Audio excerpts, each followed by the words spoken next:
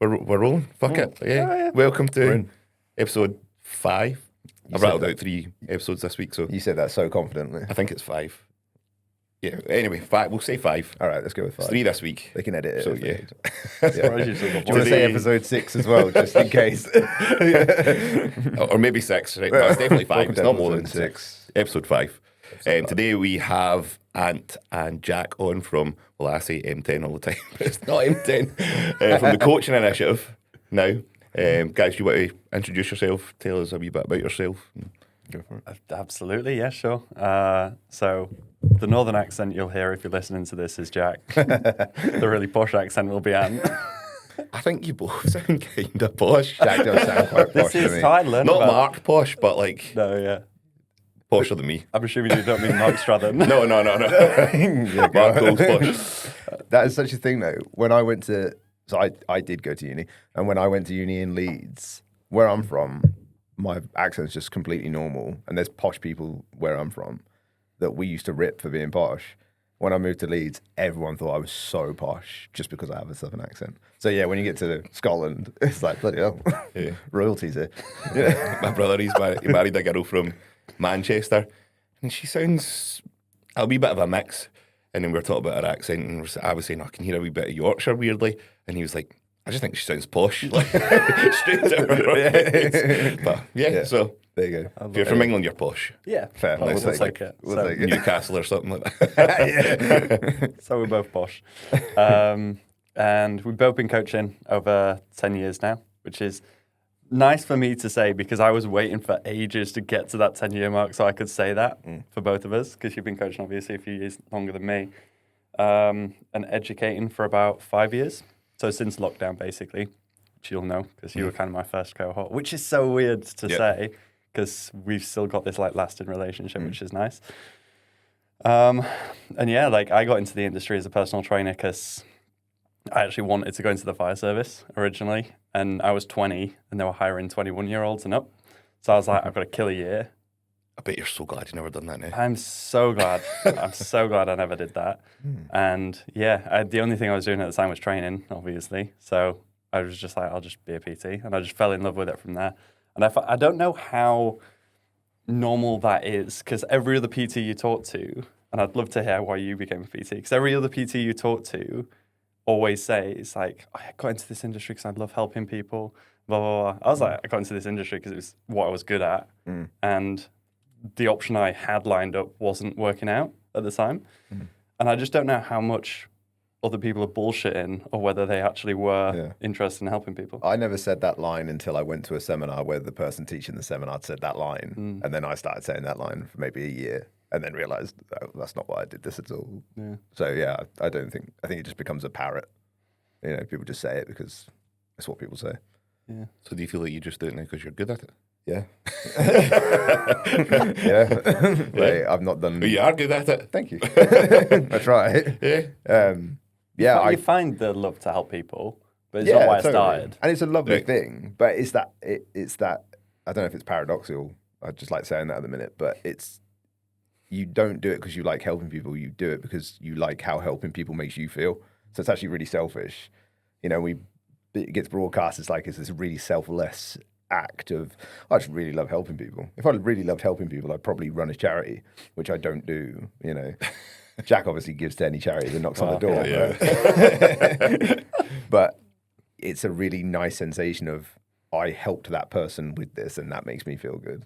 And yeah, I dare say, I've done a decade now, so I think I can say without sounding arrogant or like I don't have any evidence that, yeah, I am good at it now. So I like Once you it. hit the 10-year mark. Yeah, once you been do doing that. this 9.5 10 years, a not decade, hear whatever. it. But yeah, once you hit that point, it's like, oh yeah, I am good at this now, and it's nice to be good at something. Weird that all the speakers yesterday we all pretty much started coaching at the same time. Yeah. Everybody was like 10 years or like Yeah. just above 10 years. Yeah. I think that was like and I don't want to fall into that camp of like, oh, the industry nowadays, blah, blah, blah. But Why? You love that camera. yeah. You love that But like sentence. that, I feel like that was like a real golden age for. Yeah, it's not like it used to be, is it? Oh, no, you I sound don't so want to be old, that guy. man. I don't want to be that guy. Like the golden. Back in my day, like for nurturing the right characteristics, you needed to be a great coach, I guess, right? Like we were talking about in the car, in that carpool karaoke. Carpool podcast. About like back 10 years ago, it was very normal to just graft on the gym floor and get that experience. Whereas nowadays, it's like, we want to skip that part. Why do you think that is? I think it plays into the human error or the human condition of wanting to take the path of least resistance. And I think that that's amplified by what is seen.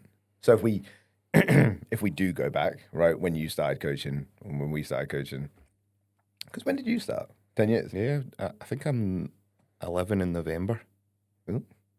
Why did you start? Because I tried a couple of other things and I always wanted to do personal training, and I've told the same story a million times about how my mum put me off it for years, because I think even when I was like 17, I had the idea of like, I wanted to be a personal trainer, and she was like, it's not a real job, like you need to get Same. You had that, didn't you? you need to have, she was like, well, probably the same as you, police, fire service or whatever. Get trained. And do that part-time. You'll never make any money. And then I tried a few things, never got into the police, stuff like that. And then I was like, fuck it, I'm going to go do this. And I was doing it as a part of another job with the idea of I'm going to do PT. And then I just, well, fuck it, I'll make the jump. Yeah. So I've always wanted to do it, but I couldn't really tell you why. It was just because I like training. Yeah. I've always been like, again, like we spoke about yesterday, I've always had some kind of sport and some kind of, I was definitely the PE person like Mark at school. So, yeah, I just felt like that's something I would be good at. When I was a kid, I think, like most kids do. I mean, I don't have kids, you've got kids, so maybe you'll see it as they get older, but you do go through fads, right? So you do something for a bit and then you stop doing it, you know? So they're really into one thing and then they stop being into one thing.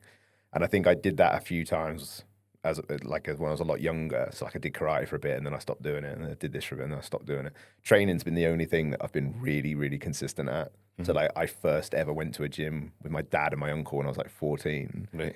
And I remember like the sensation. I remember the lat pull down in that machine, in that gym, in that leisure center that's still there, you know.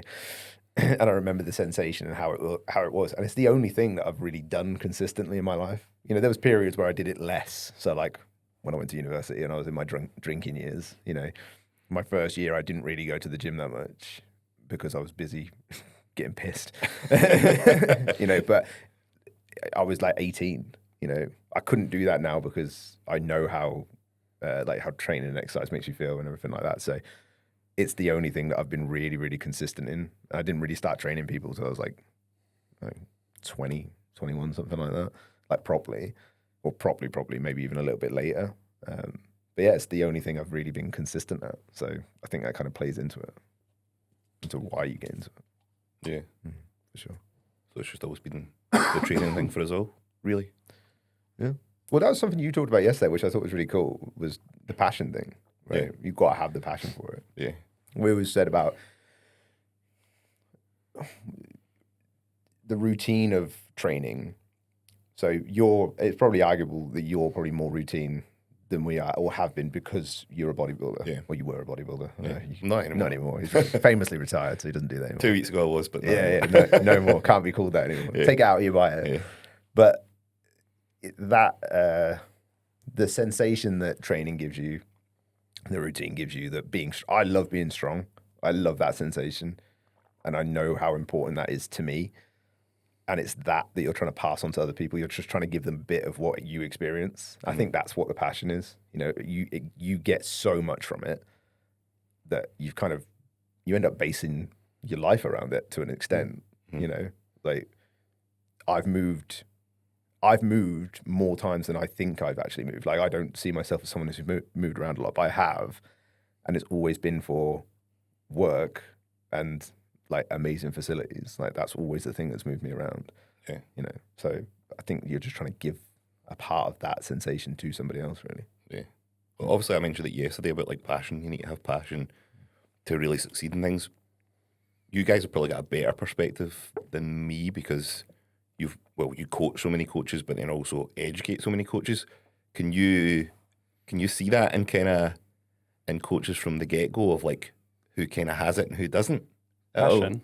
Yeah, or passion, or like who you think's going to be a success, or Yeah. yeah. I would say so. Well, I would say there's trends, right? I'll let you go, but I'll just say this bit first. I always use you as the example.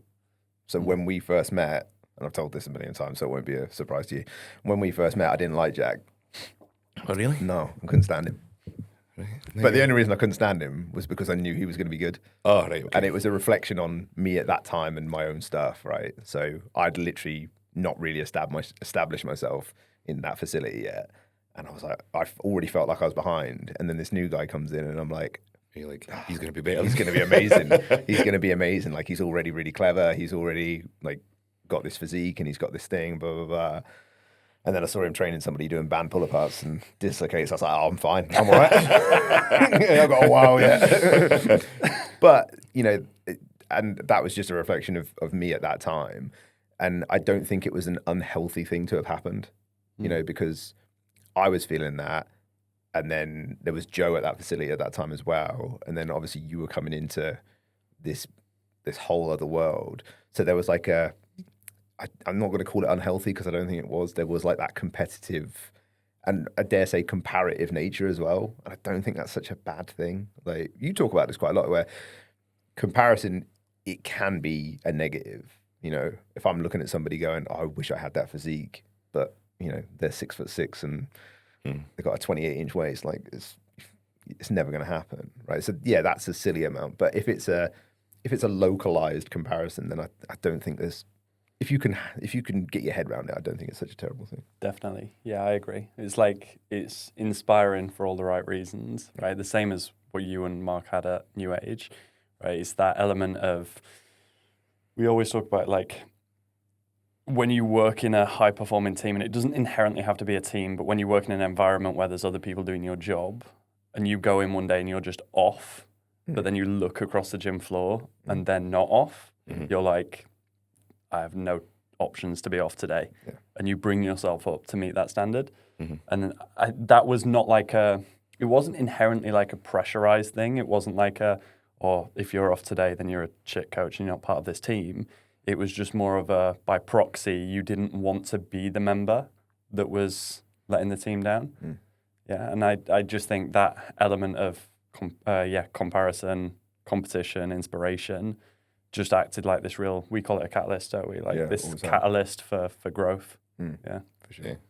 But then it probably depends on, you all had certain personality types that it did make you level up. There's obviously going to be people that would maybe crumble under that. We saw that. You know, we saw that from, because we handled some of the recruiting process for like future coaches, and you could hire everyone, people that on paper fit the personality profile that would make a great team member, and still you couldn't anticipate how they would deal with that pressure because they've maybe never experienced it before, right? So then how do you really do that unless you just test it? So we did find that there were some great coaches that came on board that didn't really vibe with that kind of culture. And I think that's quite funny. You know, the coaches that we talked to that knew of M10, they always talk about like, oh, it must have been amazing to work there, blah, blah, blah. Anytime we'd put out an application process, you'd get like 9 applicants. Is that right? Yeah. I thought there always would be loads of people. Same. But then I think back to my application, and the only reason I applied was because my wife told me to. Right. And the only reason she told me to is because she could see I was getting in my own way, because I'd already told myself I wouldn't be the coach they'd hire. So there's no point applying. Yeah. Like, without realizing that probably every other coach is feeling the same way. Yeah. I am surprised I got hired, because at the time I'd not figured out how to tame my hair and beard properly. So my beard was all over the place. My hair, I looked like a tramp. And I'm really surprised Mark hired me because of that. But I think that's why a lot of coaches didn't apply. And the second reason being they didn't want to move, right? Yeah, that was a big one. I think that probably is the biggest one. Yeah. That for me was just such a non-thing. So I actually had my interview for M10 when I was in Australia, and I'd gone to Australia to try and like live out there, and then seen this. I saw it on Mark's story about hiring a junior coach, and I'd been to M10, and I was like, I always said if I ever got the opportunity, I was going to take it. So this opportunity came up, and I was like, well, can I have the interview? And I got the job, and I say that in inverted commas because Mark took forever to actually send me the contract, because in his world, which I understand now because I've been there, like, it was like, yeah, it's fine, like, you'll get it. For me, I was like, I'm hanging my next decision on this. I need a contract to know that I'm going. And I actually flew back without a contract. Like, I actually just took that leap. And I told my dad, but I didn't tell my mum. I was like, Dad, I haven't started anything. Don't tell mum.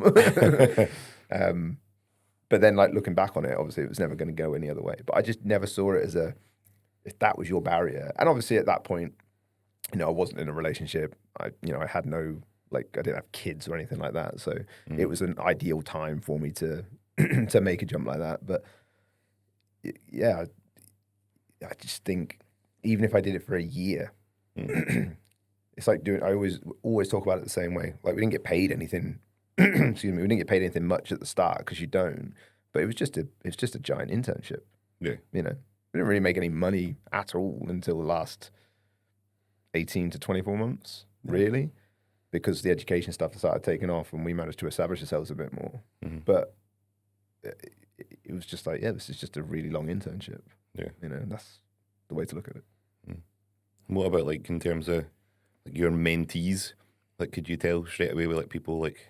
Oh, do you remember that one guy from Scotland? Mark, his name was, wasn't it? I was laughing to Nicky about this because obviously I mentored you and I mentored Louise. So you did, yeah. But by the time I was mentoring Louise, I don't think I'd really spoken to too many. There were a couple of Scottish coaches that I'd maybe worked with and helped out and stuff. But in terms of, like, proper mentoring, it was mostly you and Louise. Right. So, and you and Louise have a very similar coaching style. Yeah. Which is you're very good at the... Nicky thinks that we're both, like, the same person. Yeah. It's amazing to see. But obviously both of you needed to learn the softer skills, right? You were very good at all the hard skills. So by the time I was coaching Louise, I was like, Christ, is every Scottish coach this? Is every Scottish coach this, like, non-empathetic? Like, and then we met Nicky. Yeah, but there are trends. Success leaves clues at the end of the day, right? So there were trends in coaches that you would work with that would ask questions, just always asking questions, having, like we talked about yesterday, having humility to recognize their success, but still their flaws and be like, okay, I can definitely bring these areas up and stuff like that. And I think, honestly, as a trend, that is probably one of the biggest ones. I think humility is a huge component. I'll always come back to, like, the skill set side of things. It might surprise you to hear, because when we were mentoring, a lot of our conversations were about how to empathize better with the client and stuff like that. But when I first started coaching, the people skills was the thing I struggled with the most, because I have major autistic traits, right? So, like, I'm great at maths, great at science, like, I understand that stuff. I've trained my entire life, so anything training nutrition related, I can do the problem solving. Yeah. But when it came to reading between the lines or seeing that a client wasn't being truthful to me or making small talk in between sets, I struggled with all of that. Right. Whereas now I feel like it's flipped and I'm very good at that stuff because I worked on it. Yeah. Because I always think, well, obviously you're like my kind of life coach in a way. Like, whenever I'm, like, really stuck and overwhelmed, I'm like, shall I give you 2 a minute? Can we get a call? I know you're away, but I know you're on your honeymoon, but just when you're back, when you're free, and then I don't know, you always maybe it's just that you coach well, because you don't necessarily say loads of, like, life-changing things, but you just say the right things to make me think. I just ask questions, man. Yeah, I just ask a lot of questions. And it genuinely comes from a place, it's not like loaded questions of, like, all right, in my head, I'm sequencing this to make sure you come to a specific outcome. Yeah. I'm just really interested. Mm-hmm. So because I see your passion, I'm just kind of asking questions because I'm interested to see where that's coming from. Mm-hmm. So if you were ever asking a question, whether it's business related or coaching or anything, every time I ask a question, it would just genuinely be because I'm interested in finding out what the answer is. And I guess it takes us both on that journey. But we don't have people like that in our life, right? Even if you've got the most amazing partner, we don't want to be the person, even though we end up being that person, we don't want to be the person that just talks business all the time to our partner, right? So we don't really have too many people in our life that ask us that many questions. Yeah. So I guess it's just becoming that person. Yeah. And they don't ask the questions being so receptive to the progression of that question or the next level of that question, if you know what I mean. I think like, so humility is definitely a trait.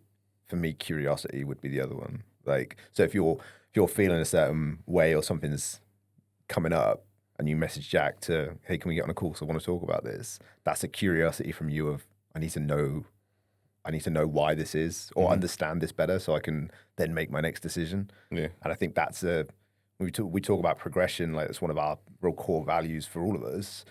But I think that's probably the underpinning thing is the curiosity of it. And whenever I find it hard sometimes to explain coaching, right? Somebody asked me the other day what I did, and I was like, I'm just going to say I'm a personal trainer. I'm just going to say I'm a personal trainer. Yeah. Because it's just easy. It is a lot easier. I work in a gym. It's just easy to say that. Because imagine trying to explain a decade of what but you it actually also do. very much dumbs down what we all do. Totally. But it's like saying, it's like if you get in a cab and the cabbie asks you what you do, you never say personal trainer because obviously you know the conversation that's coming. But let's just say you got in it and you said you're a mechanic. Well, that could mean you work at QuickFit. It could mean you work on an F1 team, right? There's a range to it. There's a scale. And If you work on an F1 team, you're definitely saying I work on an F1 team. like, you're definitely not getting in a cab, are you? But like, there's a range to it, So there's always an association of. It's also like where you can't, if you charge twice as much as another personal trainer, unless somebody's come into it or been with PTs before, they're not going to be able to understand the difference in that. I remember being 10 quid more than somebody else in a gym that I worked in after M10 and thinking like, are they going to see this difference in value? I remember one of my clients said to me, it's a bit more than 10 quid, mate. I was like, cheers, thank you. Yeah. But it's a tough thing to explain. Yeah. That kind of different. But I think the curiosity is a real underpinning thing for successful coaches. Yeah, for sure. Obviously, I touched on Jack, but like, I feel like you both asked really good questions. Like, you both came from M10. And well, I taught Jack same everything he education. knows. So that's so Jack. So really, forget about Jack. You want to come to the source? So where did you pick it up? How do you think you've evolved in that kind of way? I think it is. Is it just experience? Yeah, definitely. I think it is that curiosity. I think it's curiosity. I've always been interested in how things work, whether that's, I think that's why I'm so obsessed with, obsessed. That's a terrible word for it. Yeah. That's why I have such a indulgence, if you like, in exercise mechanics, because I want to understand it, right? I want to understand, and like anatomy. So like when someone does an exercise, I want to understand, I really feel my quads in that. Why? Like, I want to know why. Yeah. Like the first time, like when I first went and did RTS with Integra, my head was like, oh my God. Like, it's just like walking into a giant warehouse where it's just completely empty. That's my brain now, because there's so much I don't know and I need to now fill all these shelves kind of thing. And I think it's the same thing with questions, right? And I think it also becomes a reflective task from yourself, right? So when I started coaching people and mentoring people, it was interesting how I could always relate part of my life to part of their life. So if they're saying they're struggling with something, I could always understand what they were really saying to an extent, So they're saying this surface level thing, but it's probably something else underneath that is actually frustrating them, or, they're putting this thing in their way. And I think in an attempt to understand my own self, and that's been a constant thing in my life and always will be. I'm always trying to understand like why I think like that and where that comes from and everything. I think it's that, Yeah. And like when I first went to counseling and had therapy, it was like going to Integra for the first time. Like, it opened my brain to all these things that I just never really considered, or I could see the level in which I was aware of them. And then there was this thing underneath it. I was like, oh, that's where it's coming from. And I think having that and seeing how progressive that was for me, it then becomes a thing of you want to pass that progression forward to people. I think that's a real thing that we probably all do, is that you like to see your clients succeed because you want to pass on progression. Again, like one of the key values for all of us. So I think it probably comes from that, like curiosity and a requirement to just understand, but safe in the knowledge that you're never going to know it all. Yeah. Do Do you think you guys all being part of that team made a big difference to like really catapult things on, that you were all on a similar journey. You both had, well, maybe not you had the same mindset, but all had very much growth mindsets to, and you always like had all these active conversations around about things. Yeah, I would say so. I think there's components as well where, where you start to get an affinity towards like a certain way of doing something. So maybe you're really into self-development and you're reading quite a lot of books. And then there might be a moment where you reflect and you're like, am I normal? Is this a normal thing to do, or have I got a problem? I'll read a book, it will tell me. grab this book quickly. Whereas I think the nice thing about having that team at M10 where there was a group of people that you really respected, and it's not inherently that you put them on a pedestal, because obviously when you were working alongside them, you saw their great points, their weak points, etc. But you saw these people that you greatly respected, that you were like, I'd love to be a coach as effective as them. And you see that they're also they have an affinity to similar things you do. It validates rather than challenges. So instead of questioning yourself, you're like, oh no, I am doing the right thing. And I would definitely resonate with what you said. Like that process of self-development has been a consistent, like a common denominator in my life since I was like 18. Just constantly working on myself, reading. I famously went to therapy not because I had any problems to solve, but because I was getting married and I wanted to know if I had any baggage going into the marriage. Right. So I got therapy, not to solve any problems, but just to sit down with someone to ask me hard questions, which was a really interesting process. And it's just that consistent trend. So yeah, I think working with a team where other people had those values just kind of validates you a little bit. I never thought about it like that. But I think as well, one of the reasons that it was so successful is that there was not a pedestal thing. And that's definitely something that when I was younger in my career, I had a thing of putting people on pedestals. And I think everybody does that. I think everybody does that when they start out, because, you hear of somebody and they've got all this authority. So you just think that they know the answer to everything. Whereas the reality is that nobody knows the answer to everything, right? So I quite quickly realized, oh, okay, like there's flaws, like human flaws. But when we were in that team, because you're all on the same level from like a hierarchical standpoint, there is like this collective progression, if you like. But there's no, oh, well, Jack's right up here. So, we always look up to Jack. He knows everything. Jack knows a lot about a lot of things, but if I'm getting someone's blood done, I'm not going to Jack, I'm going to Joe, because he knows more about that. And you'd be the first to admit, and I would be the first to admit, right? And I think because of that, you kind of all move together as one, as it were, you know? And like even like Dwayne's a great example. He came into the mentorship and then got a job and everything like that. And he progressed to a point where, all of a sudden he's part of this group, and he had that same thing. He had that same progressive mindset and curiosity mindset. He famously, remember how many questions Joey used to ask? Too many questions. Too many questions. Joey, shut up. But like, I still speak with him every week now, and he's always got a question. But it's such a, it was such a nice period of time where there was just this, it was like everybody was pushing in the same direction. Yeah. And I think we always knew that it would not come to an end in the sense of, like we knew we weren't going to be at that facility forever. Like that was understandable. But it was just this thing of all these people joined, and it was just this massive, like everyone's going in this direction. So whilst everyone's going in the same direction, it's naturally going to bring the facility with it. Yeah. So we joined at a really weird time, but it kind of progressed this facility into this new era. It was like the old garden and the new garden. Totally, yeah, exactly that. And it would come from like a real heavy bodybuilding background, and we're not bodybuilders. Like, I mean, maybe you are a bit more than me. Like, but I love bodybuilders. I think it's fantastic. When my missus met me, she asked me if I was a bodybuilder. I was like, I'm not, but thanks very much. I really appreciate it. Yeah. But, it came from this like real bodybuilding background and real old school bodybuilding background where it's like, just do loads of volume, take loads of gear, and that's how and you never take away like the hard work or anything like that. Like, we're not here to talk about that.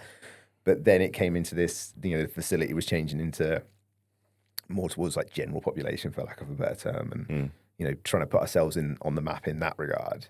So there was like this baton pass moment where there was a real lull, and then all of a sudden, just everyone's getting these results, and because we were able to transfer all the amazing stuff from the old guard into all this new stuff where it was a little bit more relatable to people, and I think that was one of the reasons for its success. Yeah, for sure. I would definitely agree with that. Yeah. It was just eras. Yeah, and we were like a Taylor Swift concert. Yeah, basically. Yeah. Well, I definitely, you touched on it yesterday, obviously, with your seminar, when you were talking about networking, and I feel like for me now, I take more away from like just having conversations with like people that kind of look up to and respect, like when you guys are here or when all the speakers yesterday, it's like, and it's not really like, oh, you're taking away all this knowledge, but it's like mindset wise, just being in the right frame of mind to like, I don't know, it's not necessarily say you're on the right path, but it just keeps your mind focused on like, I think it's like what Jack said, it validates some of the thoughts you're having and some of the directions you're going, for sure. Like, I really used to dislike the idea of networking, but it's because of what I associated networking with. We went to an IFS thing once. Do you remember that? Yeah. And it was like walking into a nightclub. And I felt how I used to feel when I walked into a nightclub. Right, I step foot in it and go, I don't think I'm meant to be here. Could someone have me a drink? I need about 10 pints to feel comfortable now. Right, that was like a constant theme. Can we go to a small indie bar? Is that? But so that was my like association of networking. People talking about their profit margins and all that kind of shit. Whereas the reality is, this is networking, right? The weekends that we used to have, like when we first met you in person, that's networking. Yeah. When we used to go for dinner afterwards, that was networking. When we bumped into you at M&U, that's a networking event. And it's the difference, right?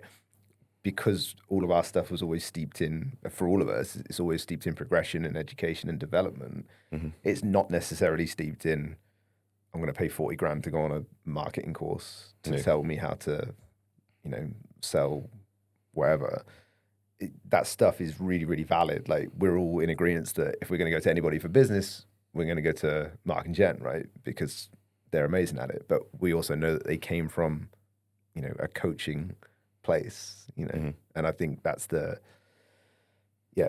difference. So I totally agree. Like, yesterday, we love coming up here because obviously we get to go and use your gym. So that's, of course, he's always got new kits. That's really good. But so we get to that, but we get to speak to other coaches who also care about progression. Yeah.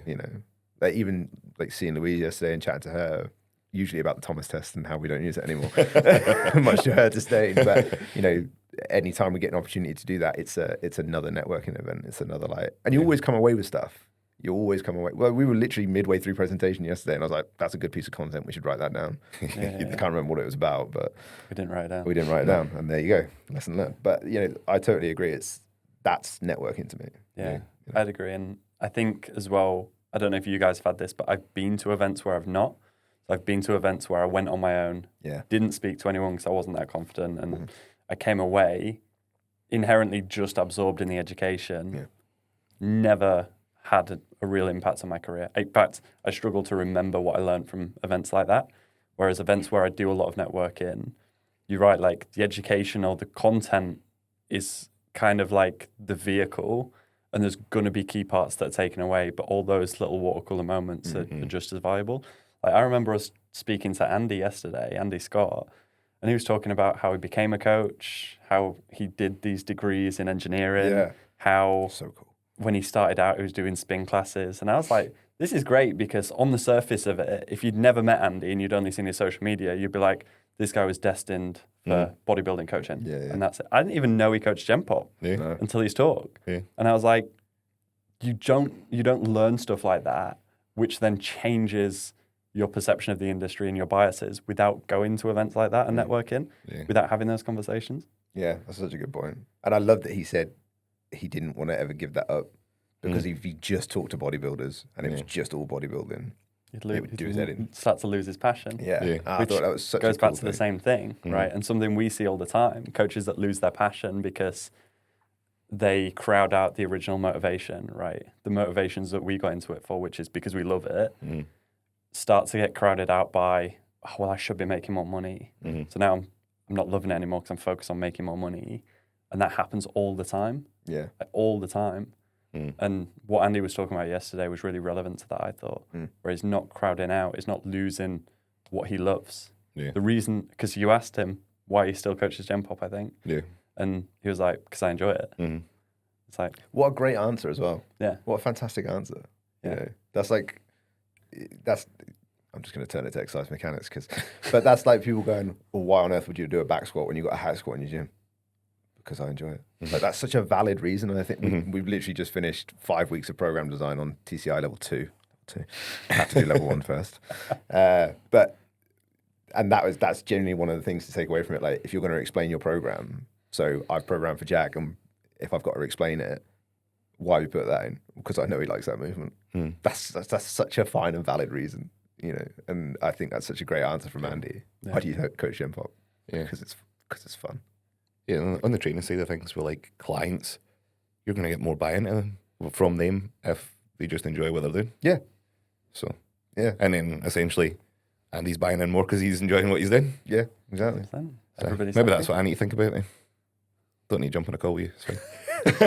This is our goal. Sorry, Jack. That is. You touched on like going to events and like not talking to anybody and not taking anything away from it. Me and Louise actually, we went to. He'll never see this, so it doesn't matter. Ben Hawksworth's first coaching convention. Ben Hawksworth, the mentor, and it was fucking shit. It was so bad. Like the speakers, there wasn't. It was just all bum up his service. So it was like. Me and Louise were like, what the fuck is this? This is terrible. It's essentially just a big sales event. It was a big sales event of like testimonials. Bum up is such a good term. Isn't it? That's such a good term for like pumping somebody up. Is bumming up. I like that, yeah. Scottish audience. I'd say that. What was the one for a chav? Ned. That's it. Ned. Two things that I've taken away from this weekend. But yeah, we felt like didn't take anything away from that. There was no learning and there was no networking at all because it was like, why the fuck have we just drove 3.5 hours for this? Yeah. So not worth it. I was going to touch on this anyway, but off the back of that, what are your thoughts on like mentoring and like business mentoring in general? So obviously, you hear mixed things, don't you? Like, and it probably depends who you go to.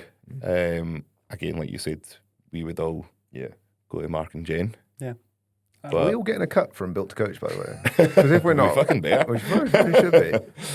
He did take. You don't know this, but I'm on a commission scheme. Yeah. I've given them so many. Use Jack 10 for. So many of my clients. I'll happily weigh in on this because obviously I work with some business mentors at the moment. Or I'll call them business coaches, and I'll explain why. Well, they call themselves that as well. Business coaches, yeah. And I really like it. And I've previously worked with 2 other business mentors. And what I will say is I've learned something from everyone, right? It's not this component of very black and white, oh, well, because I've left their service, I've never learned anything, right? You actually said it yesterday in our talk, but like some of it becomes expensive lessons, right? Some of it becomes, all right, well, I've paid $6,000 to know now what happens if I invest in that company. So I'll never have to wonder again. Right? Because you do get coaches that are like, maybe I need business mentoring, and that's why I'm stuck. Well, maybe pay $6,000 just to learn that that's not the reason you're stuck, right? It's an expensive lesson. So the reason they call themselves business coaches is because mentoring inherently is telling you what I do to get my results. And the issue with that is if we were coaching together, and I was like, right, Ross, here's my plan and my program and my nutrition because it works for me, we all know that's not going to work for you. Right? I mean, it might do. We're a similar size, so might say, work. It's basically the same person. Yeah, basically. keep looking to this thing. Jack's there as your life coach. So, and that's inherently what business mentoring is. It's here's all our marketing and sales strategies that work for us. Hopefully, they'll work for you. And that's why so many people get burnt by them is because they're trying to use interventions that aren't inherently made for them. And you can actually see that a lot in whether it's the check-in process or the education that's taught in there, or essentially the way they do things, right? If you're ever wondering and you don't want to jump on a sales call with a business mentor, look at how they market. That's what they'll teach to you. So if they're DMing you, That's good. they'll teach you DMs. If they're giving out free lead magnets, they'll probably teach free lead magnets, et cetera, right? So Mark and Jen call themselves business coaches because coaching is a process of finding out what works for you, right? That's why we're all coaches. That's why they call themselves business coaches. So I would say inherently, if you're going to invest in someone that supports you in business, the more coaching related you can find them and not mentoring, you will end up working with someone that finds something that works for you. Yeah, that's how I view it now. I'll also say, sorry, last point. I've focused on 8 years of getting really fucking good at coaching before I ever invested in a business mentor. And I think that is one of the reasons why with every business mentor I've worked with, I've seen a small amount of growth. And with my current ones, I'm seeing quite good growth because I have that foundation. If I didn't have all the results I have, if I didn't have all the relationships I have and the reputation I have, I would have struggled massively to build my business, investing in them. That was all I was going to say, really. That's literally all I was going to say was my only... I don't think it's a bad thing. I don't think getting business advice is a bad thing. I think it's a very sensible thing because you don't get taught how to do it. No. Right? You just don't get taught how to do it. And if you're decent, you'll get very far on passion and work ethic alone. I think that's the underpin. If you're not done that bit, throwing a business mentor or a business coach at it ain't going to fix it because that's not the problem, right? So, but my only view on it really is that people jump into it way too early. Yeah. You know, like what we were talking about yesterday. It's just like, not this generation, just like this kind of time. Not like this kind of time that we're in right now, though, isn't it? Like, since COVID, it's been ramped up more and more and more. Yeah, but I think it's like a downward perpetuation of that, or I think that's the reason for it. So COVID happened, everything goes online. Every person who's more focused on money than they are on results goes, hey, up a minute, fucking hell, this is all right. Like I can do everything online. My overheads have gone drastically down and my ability to speak has gone massively up because now everyone's okay with the online aspect because we have to be, right? So now they get a sniff that they can do it like that. So now they're taking in, rather than taking in 20 people, they're taking in 200 people, right? So now you've just got more people getting told this thing at an earlier age. That then gets perpetuated down into social media and gets pushed out there. Then anytime, social media is fine, but it's a bad place to be if you're in the wrong headset, right? If you're already thinking you're doing shit at your job and, you're not making enough money, going online and seeing somebody making 6, 7, 8 grand a month and they were on 0 clients 3 months ago and now they're on however many, that's not a good thing for you to look at because it's like Slim Fast, there's more people that failed than succeeded, but they're never going to show you the people that didn't make it. Yeah. And I think that's probably the issue that's where it's come from. So now you have people who will PT for 6, 18 months, tell us that, I've done my time now. When? Yeah. When did you do your time? Like, I don't want to sound like an old man, but that ain't your time, And you never getting business coaching when you're 18 months in is just stupid.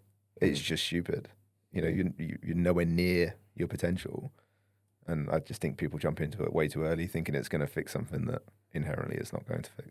Yeah. There's 2 things that makes me think as well. Like, one is that depending on the business mentor, a lot of business mentors market by telling them what they want to hear, right? So what a lot of coaches want to hear is you are good enough and you deserve this. Yeah. So we see this entitlement culture kind of feeding in, which is the new gen of coaches a lot. And if you're triggered by hearing this, then that's probably you. And if you're not triggered by it, it's probably because you're not entitled, right? If the boot fits kind of situation. But they're told what they want to hear. Like, there's never going to be a point where you should feel like, okay, I'm the perfect coach now. I don't need to invest in my education. We invest our education. I invest in we both do.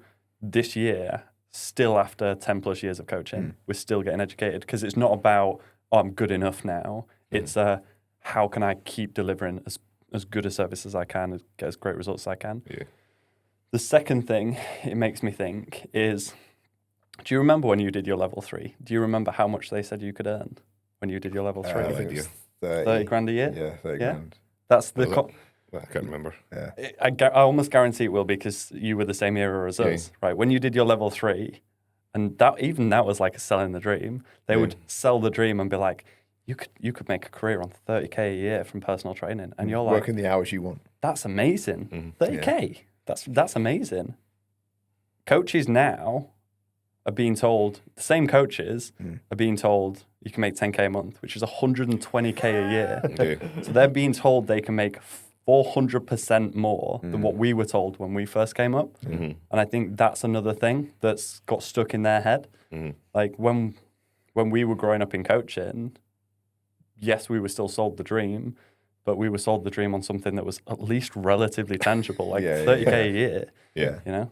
Yeah.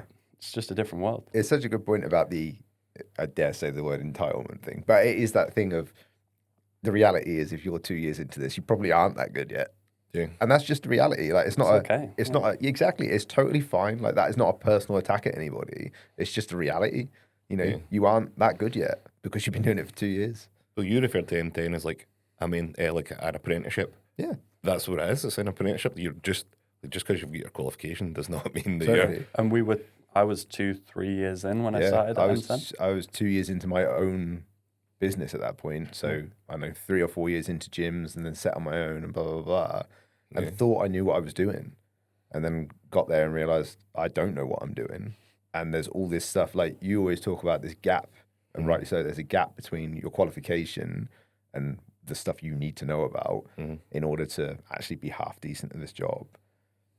10 plus years in, I'm still going, oh, there's something else. Like there's another level. And you don't have to get to that point where, you know, you could have a conversation with a surgeon about the anatomy of somebody. You don't need to be there, right? But you do need to be able to tell me what the lat does, right? You do need to be able to tell me that. Or you do need to be able to know the muscles that are in the lower back. So if someone's got lower back pain, like roughly what to do or what to not do. That you should know the basics of that. And you don't get taught that. So that's not your fault. But then you can't just lean on the fact that, oh, my level 3 didn't teach me that. It didn't teach any of us that. Yeah. But you're probably just not that good yet. And if you're putting 100 quid into your education every month and you think that's an investment, you're miles off the pace. Like miles off. Yeah. And you're saying like that's the minimum you need to know. There's a good few people that know a shit ton. That when they speak to you, you're like, what the fuck, man? Yeah. Yeah. I'm just going to sit down here. I'm not going to Like say you mentioned anything. that RTS going to the Integra the first time. You're like, what the hell? Yeah. I felt the exact same way. Not by what I was getting taught, but some of the guys that were there on the course. And I was like, I do not know fucking anything. Yeah, like, yeah. Nothing. You know that. yeah. It was different when we done the mentorship with you guys. I was like 4 or 5 years in. And it was the same kind of thing. Like, not that it was like mind-blowing things, but just made you level up in so many ways. Yeah. Yeah, that was our big intention because that's the hard thing to do sometimes is, and we were saying this in the car as well, like challenging yourself consistently because it does get a little bit tiring where it's like it's been like 2-3 years of constant education now. I'm getting kind of, this is still tough.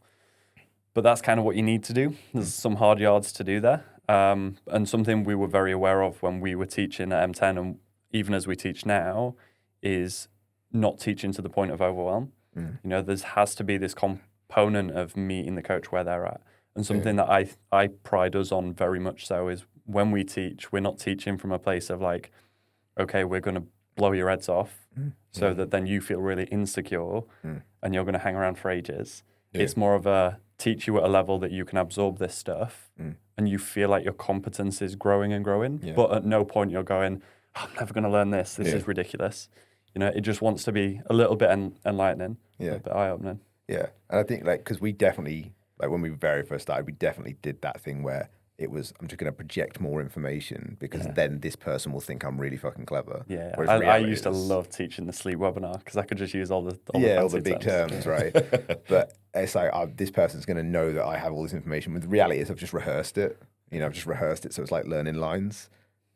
And when you're learning about something like sleep or you're learning about digestion or you're learning about anatomy, the reality is that they are hard subjects. Like anatomy is basically Latin. So you're learning a subject in another language almost, and you've got to piece it together. So it is going to be hard, and there are going to be those bits where you go, "My head feels like it's going to fall off. Like I just don't get this." But it's just doing it anyway. You know, But definitely, I would agree. We've not pulled it back in terms of the quality of the information, but the delivery of it is much more succinct now. Where it's like, "Oh, okay, here's what you need to know." By the way, there's like 1,700 other things that you need to know about this, but we're not going to do that today because it's a 40-minute webinar. And, you know, I would never believe that I could teach you all that anyway. Right. So it's, I agree with that. I think it's more about how can you make that person leave feeling like, oh, cool, I learned, I'm 1% further in that than I was when I started. But I'm really aware that there's 90% more to go. But I'm 1% closer to that. Yeah. And I think it's just like coaching people. Yeah. And you obviously mentioned about like teaching people and meeting them where they're at. Like I think for anybody listening or watching, if you go do a course and you are feeling overwhelmed and stuff like that, like just be aware that you don't need to take everything because you're not at that place to maybe take it on yet. You're definitely going to take at least something away and take that on and use it. Yeah. But you can always revisit things, and that's how it is always good to even redo courses, relearn, read books. Exactly. I won't read the books, but I listen to the books. Yeah, I'll re-listen to that. We were speaking to Mark Strathern about this the other day. Strathern, sorry. What a Ned. And we were talking about this component of when you're teaching something and delivering something, I've forgotten what I was going to say now. What did you just say? You were talking to Mark about it. No. About when you're on a course and like not being Relearning. Relearning it. Yeah. So we can cut that bit. I don't mind. It's all authentic. People lose their auto cues. So one thing that we built into our course is this kind of retainer component, which we actually were inspired by M&U for that, because when you study M&U, there is a hell of a lot of content. There's a year's worth of content, and you get to the end of it, and you're like, incredible, I feel so competent in nutrition. But based on the demographic you're working with, you then obviously forget all the components of things you're not applying. So if you learn a component of PCOS, and then you're not really working with a client that has PCOS for a year, of course you're going to forget those components of PCOS. And something that Mac do really well is they obviously have the mentoring lab. I graduated my nutrition in like 2019, and I've paid for that mentoring lab every month since for like 6 years. So I don't know how much it is per month, but it's a lot of money just for that one resource to revisit a little nugget of information that I might need to use for a future client. And I think that's what we're about now in terms of like information and consumption of information. It's like we never say to our guys, you need to memorize this stuff. It's always going to be a case of make sure you've got it somewhere that you can revisit it for future. Because if you look at most of the companies, most of the specialized companies would still do something like that, right? No one's really required to retain all that information, right? You would have it as somewhere to revisit to jog your memory, and that's completely fine. So that's something that we built into the course specifically for that, because I think coaches feel like they need to be this like font of knowledge where they can just pull something from the back of their head and suddenly talk about, whatever, and the mechanisms of PCOS. I think that's fear as well, though, because they think that they should know everything. So it's like they'd be scared to go, let me get back to you on that. Yeah. Which ironically is the most powerful thing you can say to a client. Definitely. Like saying to a client, I don't actually know, but I'll find out. Was it you or Andy that said it in the presentation? It was like one of the things I say now. It was Andy at the end of his presentation. It was like one of the things I used to be terrified of saying that I say quite regularly now is, I don't know. And I think it's just that difference between being secure in yourself and not being secure in yourself. Yeah, it's true. Yeah. Well, since you're on it, the coaching initiative, I think you'd tell us a bit more about it. How does it differ from like the mentorship that I did? Have you obviously have updated things because it was 5-6 years ago. Just pull all the old old resources, videos. still says 10 in the bottom. And just overlaid so that you can't see him. That'll do. You can tell because Jack's hair and his beard's a mess. It's money for old rope. It's great. We've not done anything. Yeah, the coaching initiative was obviously born from this gap in the industry that's happening at the moment. Like, and it was kind of born from necessity. We always knew that we would start a company together. I think that was clearly defined. But there was a necessary process where, as educators, we both lost our jobs earlier this year, and for another company, and we just realized that there was a stretching gap in the market where everyone was deciding to mentor business because that's where the money is.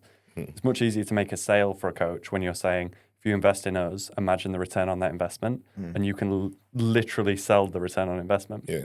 You can't really do that with coaching education, right? It's kind of like if you invest in us, imagine how much more competent you're going to be as a coach in 6 months' time. Yeah. Imagine the money you'll make in 6 years. Delay that gratification. So difficult to sell, but it doesn't matter because it's what we love, right? And going back to this idea of doing more of what you love and what you think is important, it's just part of our core value. So after what was a bit of a slog through May to really get this set up, because when we launched it, we launched it in like 3 weeks maybe. Basically, yeah. So it's quite a lot of work initially. Yeah. But then it sort of grew into this thing. So we started it in May. That was our first intake. And the first intake was awesome because we didn't actually market it as such. We just did outreach. Just messaged a bunch of coaches we'd worked with previously that had the same values as us, to the point where when we launched it and we started putting some more stuff up about it, we had coaches messaging us like, guys, what is this? How have I not heard about this thing? Oh, yeah, whoops. Sorry. Probably should have done Marketing. Marketing. Next That's time. the one. Marketing. Must do that marketing. Yeah. So we almost filled it completely, but we were really happy with the first intake. And we had some amazing coaches on there.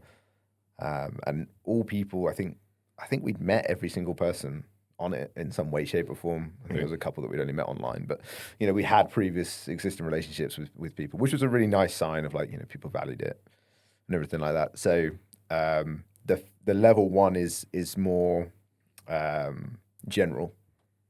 It spans a lot of things, and it starts very much with a lot more reflection tasks and sort of value and mindset kind of things. So we were essentially catching people getting caught up in this idea of business, sales, must make 10 grand, blah, blah, blah, blah. And that's become this thing. So we were really trying to not shift to the other side of the pendulum and be like, don't make any money ever, but come into that middle of like, change the lens on this, like take a satellite view on this. Do you know how few coaches make 10 grand a month? Do you understand the work that's involved in that? You're a solo business. Do you understand how many solo businesses in the UK don't make any money in the first, like running the gym, right? You didn't like get the lease and come up with a name and then, we're making shit tons of money. It doesn't happen, right? Yeah. And I think that's something that people miss in personal training. Jen made a really good point yesterday about it's one of the only jobs where you can make profit in the first year because your overheads are so low if you do it right. And that's true, but you don't make a lot of profit. My first year, I wasn't paying any tax because I wasn't making any money. That's don't come after me, HMRC, right? But that was the reality. When I got my first big tax bill, I took that as like a real badge of honor because I've clearly done well this year to give the government all this money.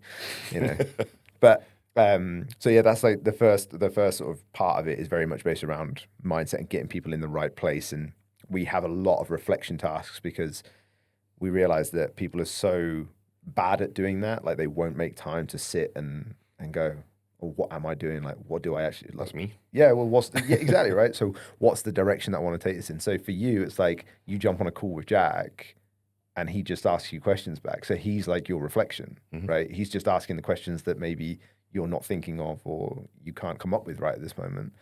So that becomes your period of reflection, right? And I think that's such a sensible way of doing it. Because to go to yourself, right, I'm going to be reflective. It's so easy to not do it. But if you book something in, you're accountable. Yeah. Do you know? So that's what the first part was. And then it moves towards a bit more science-based stuff. But again, it's a bit more general because it's like an introductory course. So that's 12 weeks. And the thing that we made different was that we made it a compulsory thing to turn up to. So if you're going to join it and you're going to pass it, you have to turn up to the calls, because we've worked in education with big numbers where people start and then, 3 weeks later, they're not there anymore. Yeah. Right. And they just fall off because there's no accountability or there's no requirement to be there. So if you went and signed up to a night school or something like that, you can't just not go and then pass the class. You have to actually go and do it. Yeah. So that was a big thing, and that was hugely successful. We didn't have one person not pass. Yeah. Not turn up to. It's like 80% of the. You can obviously miss one or two, but 80% of the calls you have to be there, otherwise you don't pass it. Yeah. And we had every single person pass, and then from that we realized again there was a gap, because we were just like, we've done 1 week on program design. That's not enough. Yeah. So then we created level 2. And level 2 is, we were doing the mid-course evaluations last night, and we were like, this is a step up, right? These questions are so much harder than level 1, but they should be. Because now, instead of doing 1 week on program design, you essentially have 5 weeks on program design, right? And even then, we were like, we could do 16 weeks on program design, right? And it is a step up, but it gives us the opportunity to talk at a deeper level, and it also gives students the opportunity to see and understand and think at a deeper level. And with level 2, it's much more, you can do it and then do it again and then do it again. Like you were talking about, like reading books or listening to books again, repeating courses, stuff like that. I've done RTS more times than I can remember now. It's definitely not into the 20s, but it's a lot. All right. And I've been around that a lot. And every time I've done it, I've learned something new. And it's kind of like what we were talking about with the networking thing. A big thing for a lot of these coaches, especially in the level 1, is just being in a community of coaches that actually want to progress. Because it's so common to be in, especially if you're in a commercial facility or, a standalone facility that doesn't have somebody at the helm of it who's, progressive. It's so easy to just feel like, I'm so on my own here. There's nobody in here that even wants to talk about training. No one cares about their clients. They just care about money, or they just don't care about putting any effort in, or they don't see this as a real job. So supporting those coaches and putting them in a, we have we have many WhatsApp groups now, but even that, like that WhatsApp group has been so instrumental, because we had a question in there yesterday that Jack was answering this morning, and it was such a good question, but you just know that there's however many other students on that WhatsApp group going, oh, that's amazing. Like, what a great thing to read. Yeah. So when I go and talk to my client and they have a similar thing, I can utilize that knowledge, and it's just such a useful tool. And everyone talks about like building a community nowadays and everything, and whatever that entails. But I think that's something that we've done really well in this, is actually create a community of students who all want to move forward. I agree with that. I would go as far as to say is, like, I think in the past, mentorships, etc., I think we've built those communities. I think the key difference here is we're building a culture. And I think that's the biggest difference. Like, that's good. Look at that. Yeah, right? Like, cut that bit. Right. So like a community could be like, I don't know, a gym has a community, right? You guys at Irvings have a culture, right? There's clearly a culture there, right? Because the moment you step in, you can see everybody's training hard. We were like mid-session talking to one of your members about something. I think he coaches with Lewis. Just the guy who beat diabetes. Yeah, the guy with repeating diabetes. Yeah. Got the diabetes, the sugar beaters. I'm trying to think who it would be. I can't remember his name. Okay, yeah. Scouts guy. I do know. Yeah. But like, that's a culture, right? And I think that's the biggest difference with the company we wanted to run this time, is we wanted to develop a culture that was really not like intense and certainly not like pressurizing. Like, I think we're very clear on that in our marketing. Like, we've been, and we say this after every iteration, like all the coaches we sign up are the right coaches, which is really nice, because the culture is so strong, right? So everyone that's in that community has very similar values. There's not a single coach in there that I can think that doesn't give a shit about coaching. Totally. Which is really, really nice. So yeah, the culture I think is very, very strong. In terms of the course structure, obviously we've run various course structures in the past. We've run completely open courses where you join and you have access to, I mean, what did we get to with the CCA was crazy. It was like 500 plus videos that they would have access to. Even more than that. Yeah. It's crazy. And we did weekly calls individually on our specialized topics. So I'd done over 100 calls on nutrition. You'd done over 100 calls on exercise mechanics. Just insanely overwhelming. And we saw that, like we saw the cost of that, whereas the old mentorship was structured chronologically. And I think that did work a little bit better because it gave them a key focus and didn't give permission to go, oh, actually, I'm going to skip that subject because it's hard and I don't like it. Yeah. That's so true. Right? Yeah. And it also leaves people open to like, I know that stuff anyway. Yeah, totally. When Yeah. they fucking don't. Yeah. We had that conversation. I was in Dubai living the dream the other month. And I was speaking to one of our students. I met him for a coffee. And the feedback he gave me was, for the nutrition week. What did he say? He said for the nutrition week, I wasn't really that, I was like expecting the usual stuff. And when I got to it, I was really surprised because I was taught something I'd never known before because we completely flipped the script on how we taught nutrition. And that's kind of what we're trying to do with the course is we're teaching principles, real strong principles, as opposed to these specific methods so that the coach can extract that principle and then decide how they want to convert that into their business structure.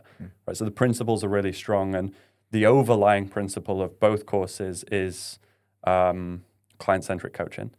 Right? Because something that we're seeing time and time again in the industry, this is just ridiculous, is you're seeing educators that aren't coaches. You're seeing educators that struggled to be personal trainers, so became educators. Yeah. See educators that fell out of love with personal training, so became educators. And the issue is when they're teaching methods. So they're teaching, the 1% margins of hypertrophy, right? I'm sorry, but anyone that's coached a Gen Pop client knows your client does not give that much shit about the 1%. Yeah. And they much prefer to be able to do a leg extension without their knee hurting, right? Or the fact that they can actually go to the gym 3 times, right? So a lot of the stuff we teach is about their clients. Yeah. And we understand that because we still coach. Yeah, totally. So client-centric coaching is the overlying principle of it all. You've got people at the minute that won't do 9 reps on a leg extension because they're worried about their client getting too fatigued. That's what Andy touched on yesterday. Yeah, that was so refreshing, wasn't it? Because obviously Andy's humongous.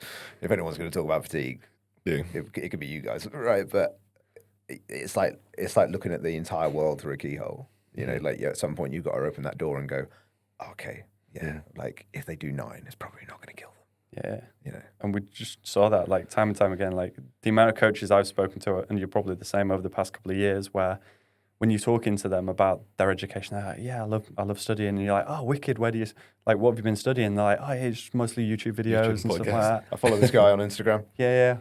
Follow this guy on that's not studying. That's really not education. When's the last time? When's the last time you sat down with a textbook or went to a class, or went to a seminar? Right. Like, ridiculous. I feel like the in-person stuff is so valuable in so many ways, not just for the content, but everything else that comes with it. Yeah. Totally. Yeah. Especially if you're teaching something like most PTs are relatively visual in how they learn, which is why they become PTs, right?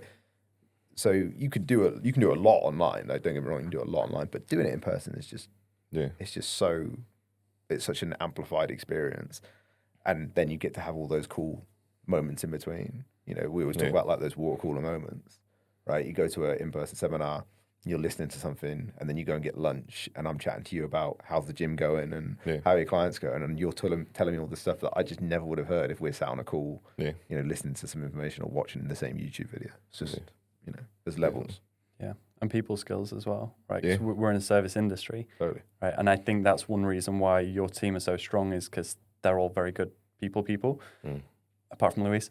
I'm only joking. Sorry, Louise. Me and Louise. Yeah. She's great. Did she tell you about that reel she did?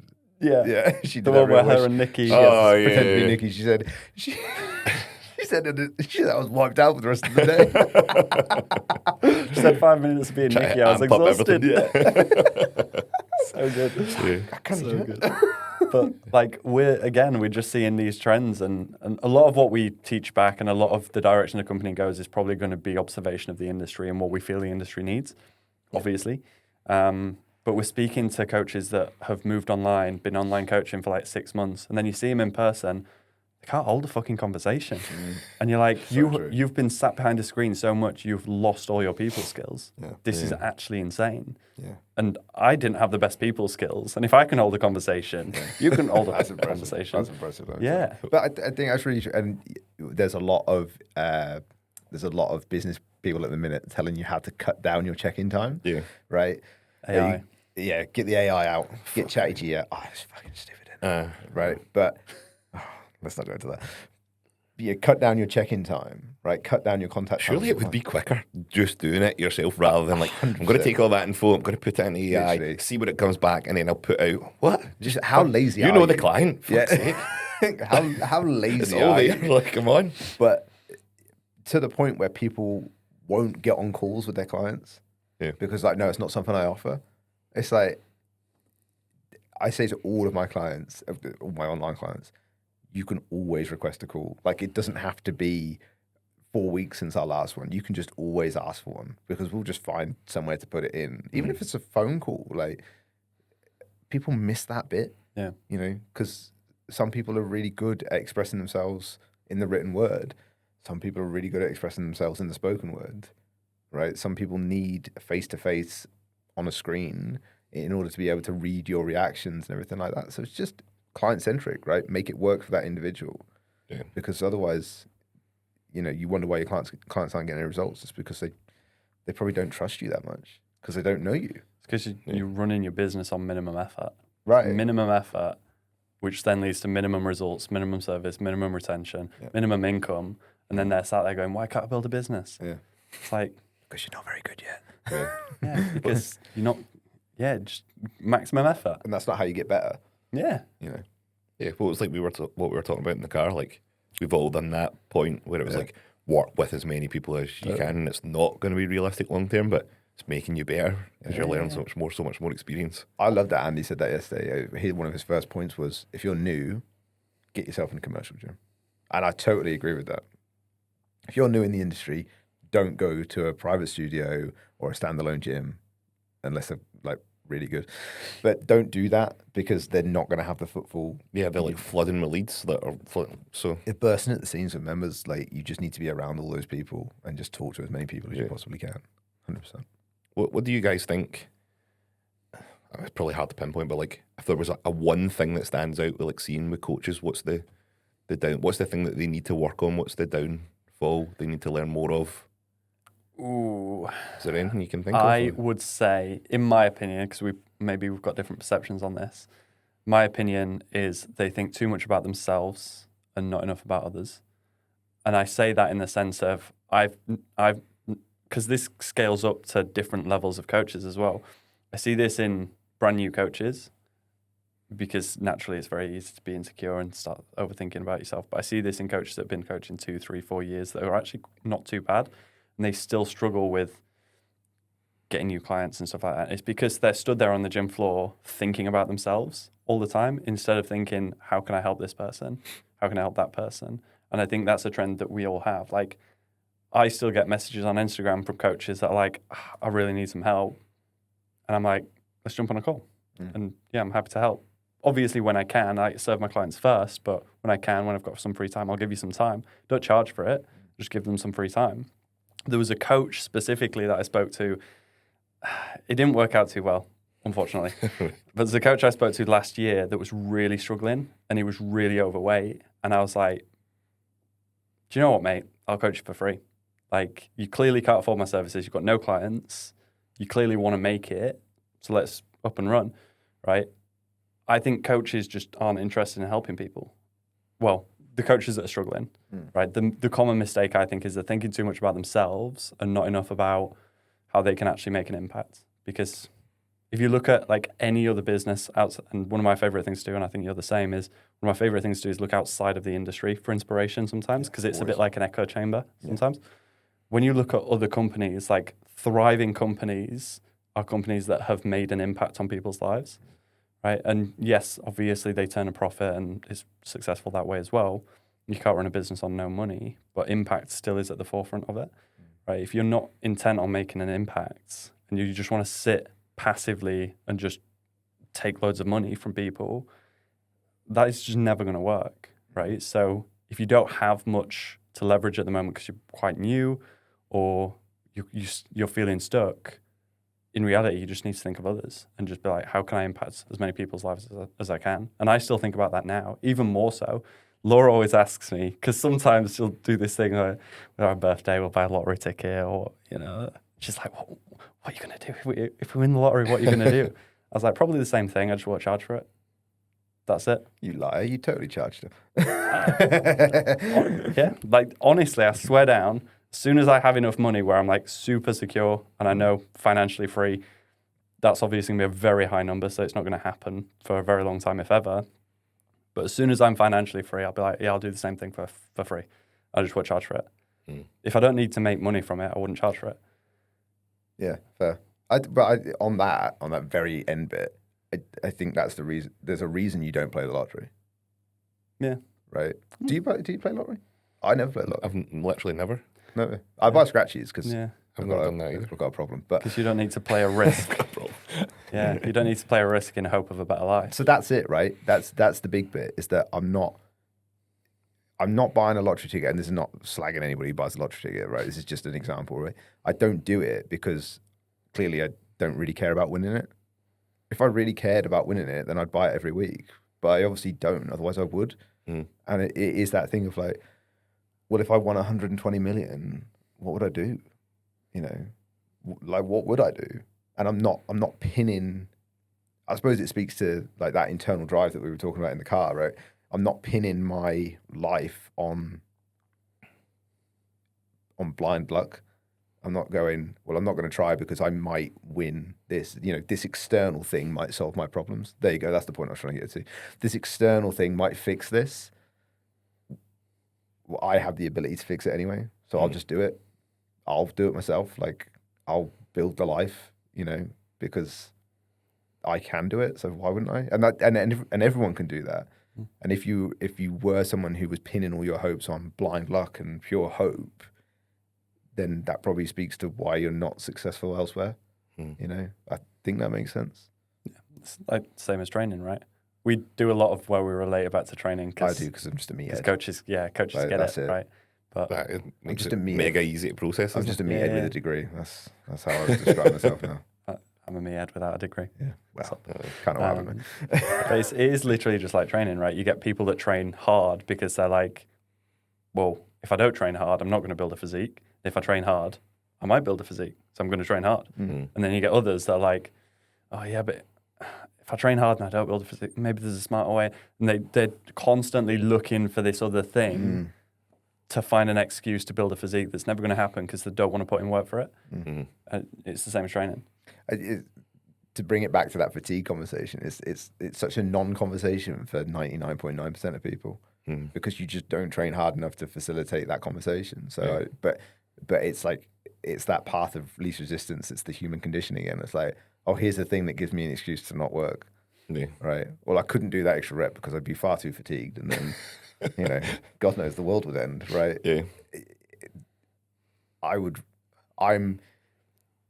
always say I now train hard and smart rather than one or the other, right? But I definitely came up just training hard.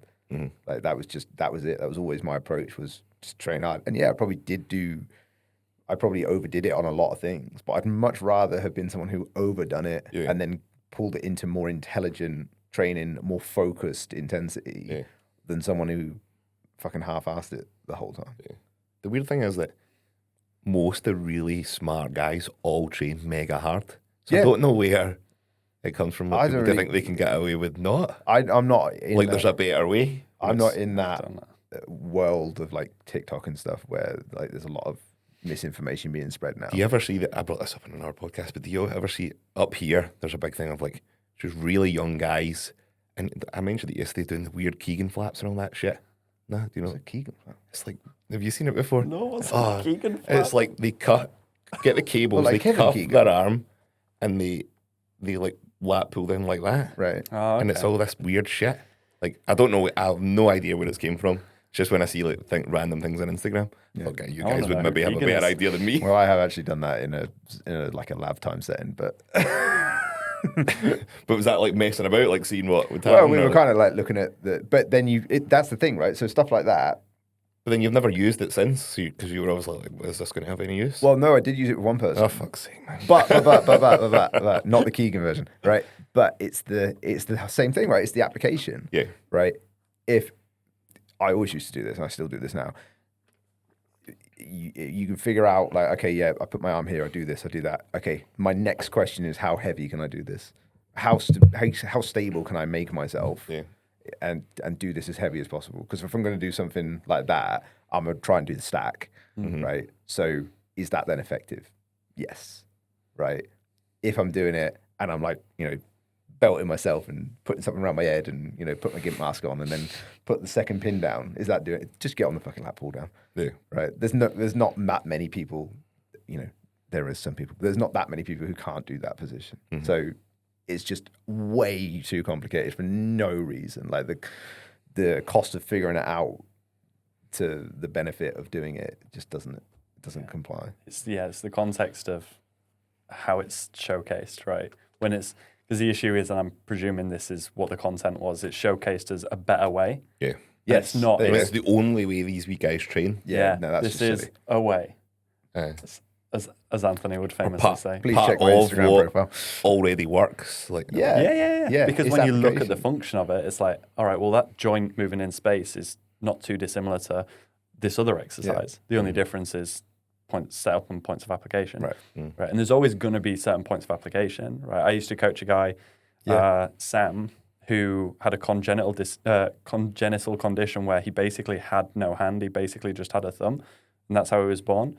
So for him, doing a lat pull down, it's going to be a bit tricky. So yeah, there might be some cuff application at certain points and stuff like that, right? But for every other person, it's like, do I need to do that? It goes back to client-centric approach, right?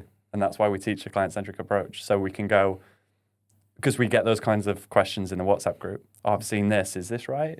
I've seen this, blah, blah, blah.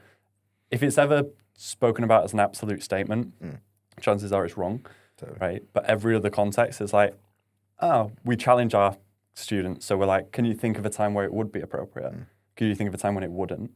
And that's the kinds of questions we ask our students so that it gets them to critically think as well. Yeah. Totally. Yeah. That curiosity thing that we were talking about earlier, right?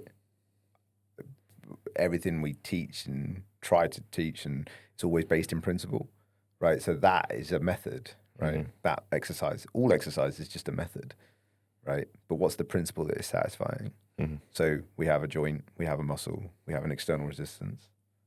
Does that work, right? So learning how to break that stuff down, it removes that bias. It removes that this is the best way, and it turns it into, okay, well, this is one way of doing it. This is another way of doing it. Probably just makes sense to do it this way. I broke my wrist. Let's do it this way. When your wrist is better, we'll go back to doing it this way because this just serves as a nice interim. Or if you've got somebody who, well, that doesn't work for you. So let's do it this way, and it's the pendulum swings, and it's always that thing of trying to come back to the middle of that continuum, right? Because people love being divisive and sitting in camps of, I can't believe we're even talking about this. Cuffs are the best thing ever. You should use cuffs for everything. Cuffs are stupid. You should never use cuffs. You're both as idiotic as each other. You're both being stupid just by saying there's no application to any of this stuff. It's like, well, here's a time where I would use it, and here's a time where I wouldn't. Yeah. Simple. Do you cover much exercise mechanics and stuff in the? Yeah, we do a little bit of it. Working with Anthony, it's impossible not to. I like that. Yeah, It was the thing I loved when I went to do the mentorship, and that was the next thing I did was RCS. It's fun. It's fun when you start breaking it down, and then you see exercises slightly differently. And obviously, we came up in Feb for you guys and went through some stuff. And like it's really those key points of like, what can I take away for me? For example, when we taught it, we watched some of the coaches in your gym train afterwards just to see who was applying what. And you could see like what they'd absorbed, what they'd chosen to dismiss, and that's very normal. Yeah, totally. Because like you'll have seen, from moments in education, there's a time and place where you hear a certain thing, and sometimes you hear what you want to hear, and sometimes you hear what you need to hear, and stuff like that. So, yeah, we teach a fair amount of exercise mechanics, don't we? Yeah, it's the foundational stuff, So because you can go so far with it. You can, and we're always that it's like, do you need to know? Yeah, totally. And like part of our mission state is about aligning the industry, right? So, like Jack said, we're never trying to gatekeep information or keep people in. We've always been big proponents. So once somebody gets to a certain point in exercise mechanics, we're always just going to send them to Integra and just say, you need to go and learn this now. You're ready. Like you've got to, because I think when I first did it, I had a baseline understanding of, I'd heard these terms and I understood some of it. So it made it much easier to absorb that information. If I'd have gone in 2 years prior, I just don't think I could have taken it in. Do you not think there's a little bit of like, well, I definitely feel like this anyway. You don't actually understand how to train until you go and do it. Totally. Yeah. Like you're doing it and yet you think there's an understand, but there's so much more. Yeah. And then you look at things totally different. Yeah. And then you come away and you're like, I am very lucky I've not hurt myself more than I have. And then you just start to think about the exercises and how they're done differently. Like it's dead simple, but so like I'm definitely no expert for sure. But like when I choose anything or I'm thinking about anything, it's definitely different to the other coaches. Yeah, anyway. definitely. And that's why I always try to push it on everyone. Yeah, Probably like you do. Yeah. But I love it. Like it's been a real passion of mine. But I think because I've always wanted to know the three of us in this room right now, if we all went and done a dumbbell press, why are we all holding it at different angles? Why are we all executing it slightly differently? Why do we all feel it in a different position? Why do you find it easier than me and I find it easier than you? But when we do another movement, it's this. Mm-hmm. How come you can do that? Like, I just wanted to know, I just wanted to understand it. And it's like it's a very vast subject. And of course you need to have a fundamental understanding of anatomy alongside it. So that's really like it's always going on. Like you're always trying to go a little bit further. But for me, it really changed how I viewed exercise. And the reason I got into it initially was because I kept getting injured. And I spent thousands and thousands of pounds on chiros and osteos and physios, all who were just telling me parroted stuff. They were just, it's probably your glute it's probably whatever, it's this, it's that. You've got, what's the one? Trendelenburg. Yeah, you got Trendelenburg. Never heard of it. You got upper cross syndrome. You got anterior pelvic tilt syndrome. Yeah. You've got anterior pelvic tilt. Yeah. Oh, I'm glad about that. Yeah. It's not something's gone seriously wrong. And it would just be parroting information. And that's where my whole thing came from of this is all method. You're just teaching me methods. You're just telling me methods that you've learned and you're just rehearsing them back to me. So what's the principle? Why is this happening? And then I figured it out. And I'm not going to say I fixed myself because that's not what we do, but I figured it out myself. I just went and researched it and figured it out. And I was like, right, I'm not getting caught out by that again.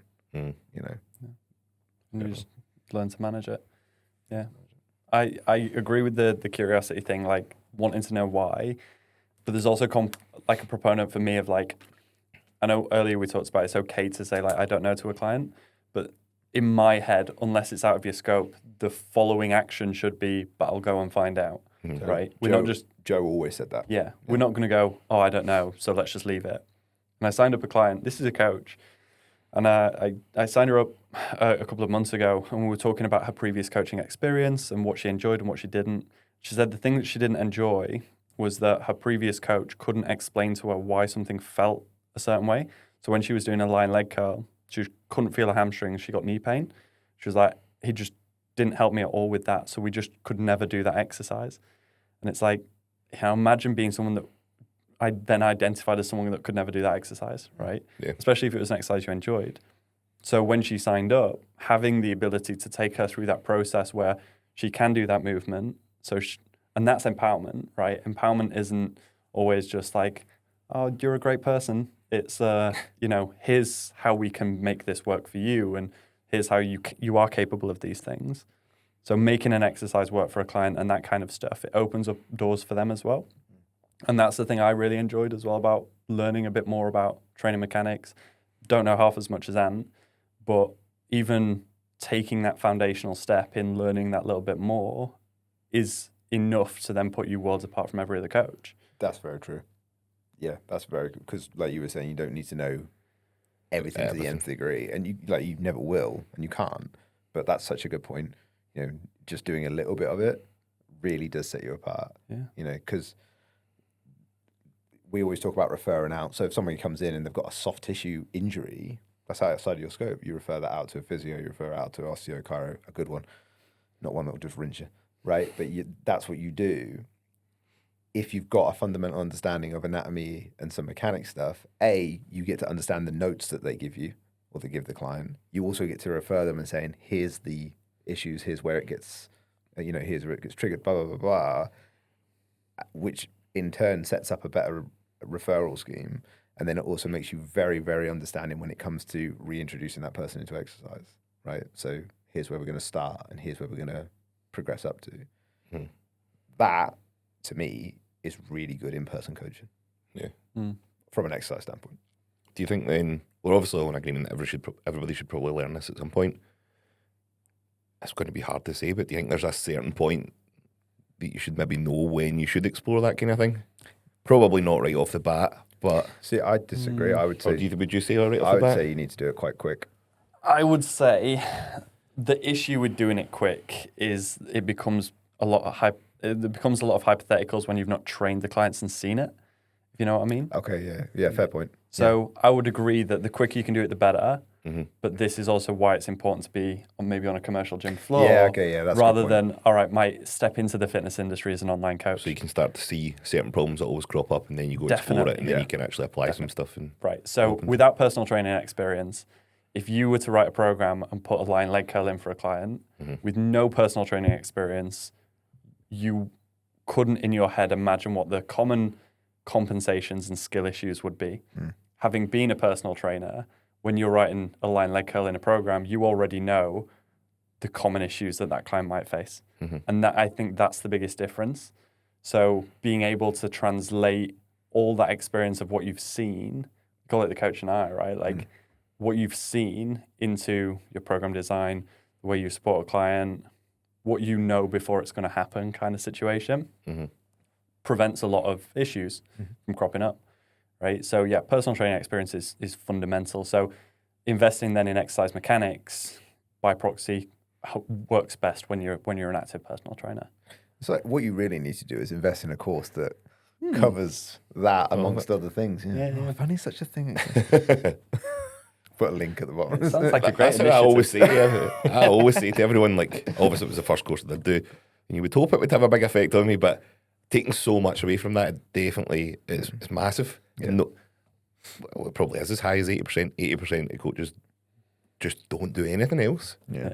And then once you do that, hopefully it's a good one, that first one. Yeah. It kind of spurs you on. That's it. And I don't know where it comes. I don't know where the hesitancy to invest comes from, because if you look at most, if not all, arguably successful coaches, and when we say successful, we mean making a good income, very fulfilled, great results, great service, right? Those four things. If you look at who's got those four things, now on all of them have invested in their education, right? So it's not like this ambiguous, mysterious thing where it's like, you might get better. It's like, no, you'll definitely get better if you just keep investing in your education. I think it ties very nicely into answering your question that you asked about 20 minutes ago about like what was that? about what do you think holds PTs back or wherever it was. Did we answer that? No. Well, Jack did. And then we just went on a tangent, obviously. Right. But I would say the thing that, and it kind of does all joking aside, it stems into something we teach, which is self-sabotage. Is it self-sabotage or is it self-protection? And this is something that really changed my mindset on this. And I learned this as recently as 2 years ago, really. It's humans are inherently resistant to change, right? Because it's scary, right? It's stepping out into the unknown, whether it's going from full-time one-to-one to online and then all these online into opening a gym or something like that. You know, like, are you going to do it?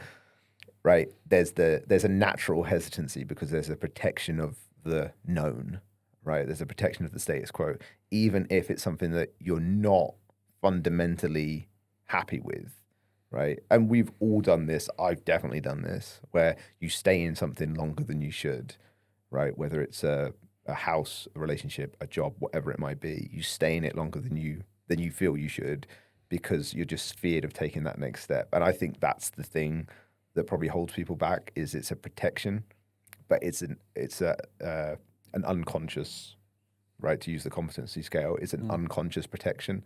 They're not going, I'm going to stay like this because I'm safe, but that's why they're staying like that, right? They're staying like that because it's known, right? And the step outside of that is the unknown. And it's totally normal for, I think you told me this, or maybe it was Duffy, human beings are wired to be risk averse, right? So if you say to somebody, you know, there's this investment opportunity, right? They wouldn't look at the 10% return. They would look at the potential for loss, right? And that's how most people are hardwired, and that's just a thing that's real. But I think it's an unconscious protection stops people. So being aware of the barriers that you're imposing on yourself, I think that would be a huge thing, right? If you're not doing something, rather than just going, oh, I should be doing that. Which motivation is that? That I should be? Introjected, right? That I should be doing that. And there's like a guilt and a shame associated with it, which is all stuff I learned from Jack. Instead of that, it's a curiosity of, why am I not doing that? What is it that's stopping me taking that step? Because I know I want to do it. I can see that I want to do it. I can see the future. I can see where I want things to be. And you know, I've never had a 5-year plan, but I can see where I'd want to be closer to. So why am I stopping myself now? What is it that I'm clearly scared of something? And is it just good old fashioned fear? Is it just the fact that I'm just scared because I'm putting myself out there a bit more? Yeah. Okay, that's what it is. Cool. That's still going to be there whether you do it or not. So maybe you should just do it. Yeah. So in all kind of senses, whether it is posting on social media, talking to somebody on the gym floor, doing your first course, doing your first course. For a brief stint, I competed in powerlifting, not to a very high level, but it was something I really enjoyed doing.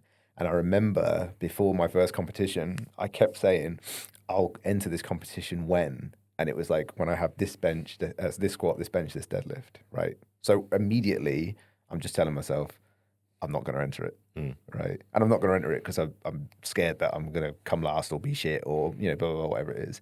You get there, it's the most welcoming community. It's a long time ago, so it might be different now, but it was the most welcoming community. Everyone's sound.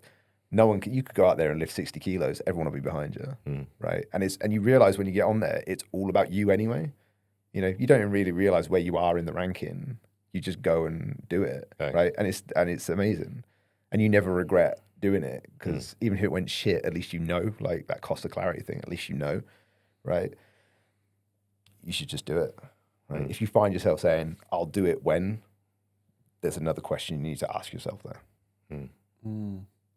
What was the first, can you remember the first kind of career changing thing for you guys? Like, was it going on a course or was it like, was it starting an M10? Was it meeting each other? Well, obviously you didn't like him, so it wasn't that.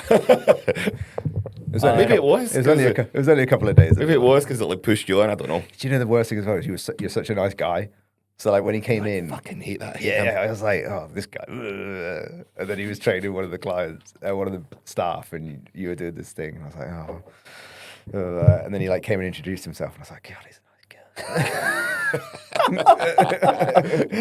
I think he's really sound, God. What a dickhead. Hey, Joe, what do you think of this guy? I know mine.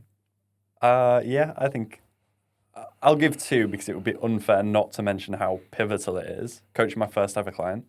So Dean, he was an author. I remember him. He trained with me for like first ever client. with no experience, I trained this guy, and he stayed with me for 3 years. So I must have done something right. And I learned a lot from him, obviously being my first client. My first proper education course I invested in was Matt Nutrition.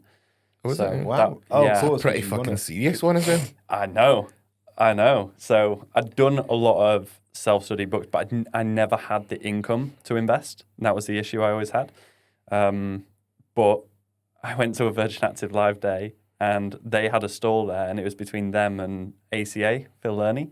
Right. And I was like, oh, both look cool. I mean, ACA had like 3 binders of this is our education. And I was had like, them. and Mac Nutrition, and this just goes to show how important marketing is. Mac Nutrition's stall was simply a quiz, and it was guess the calories.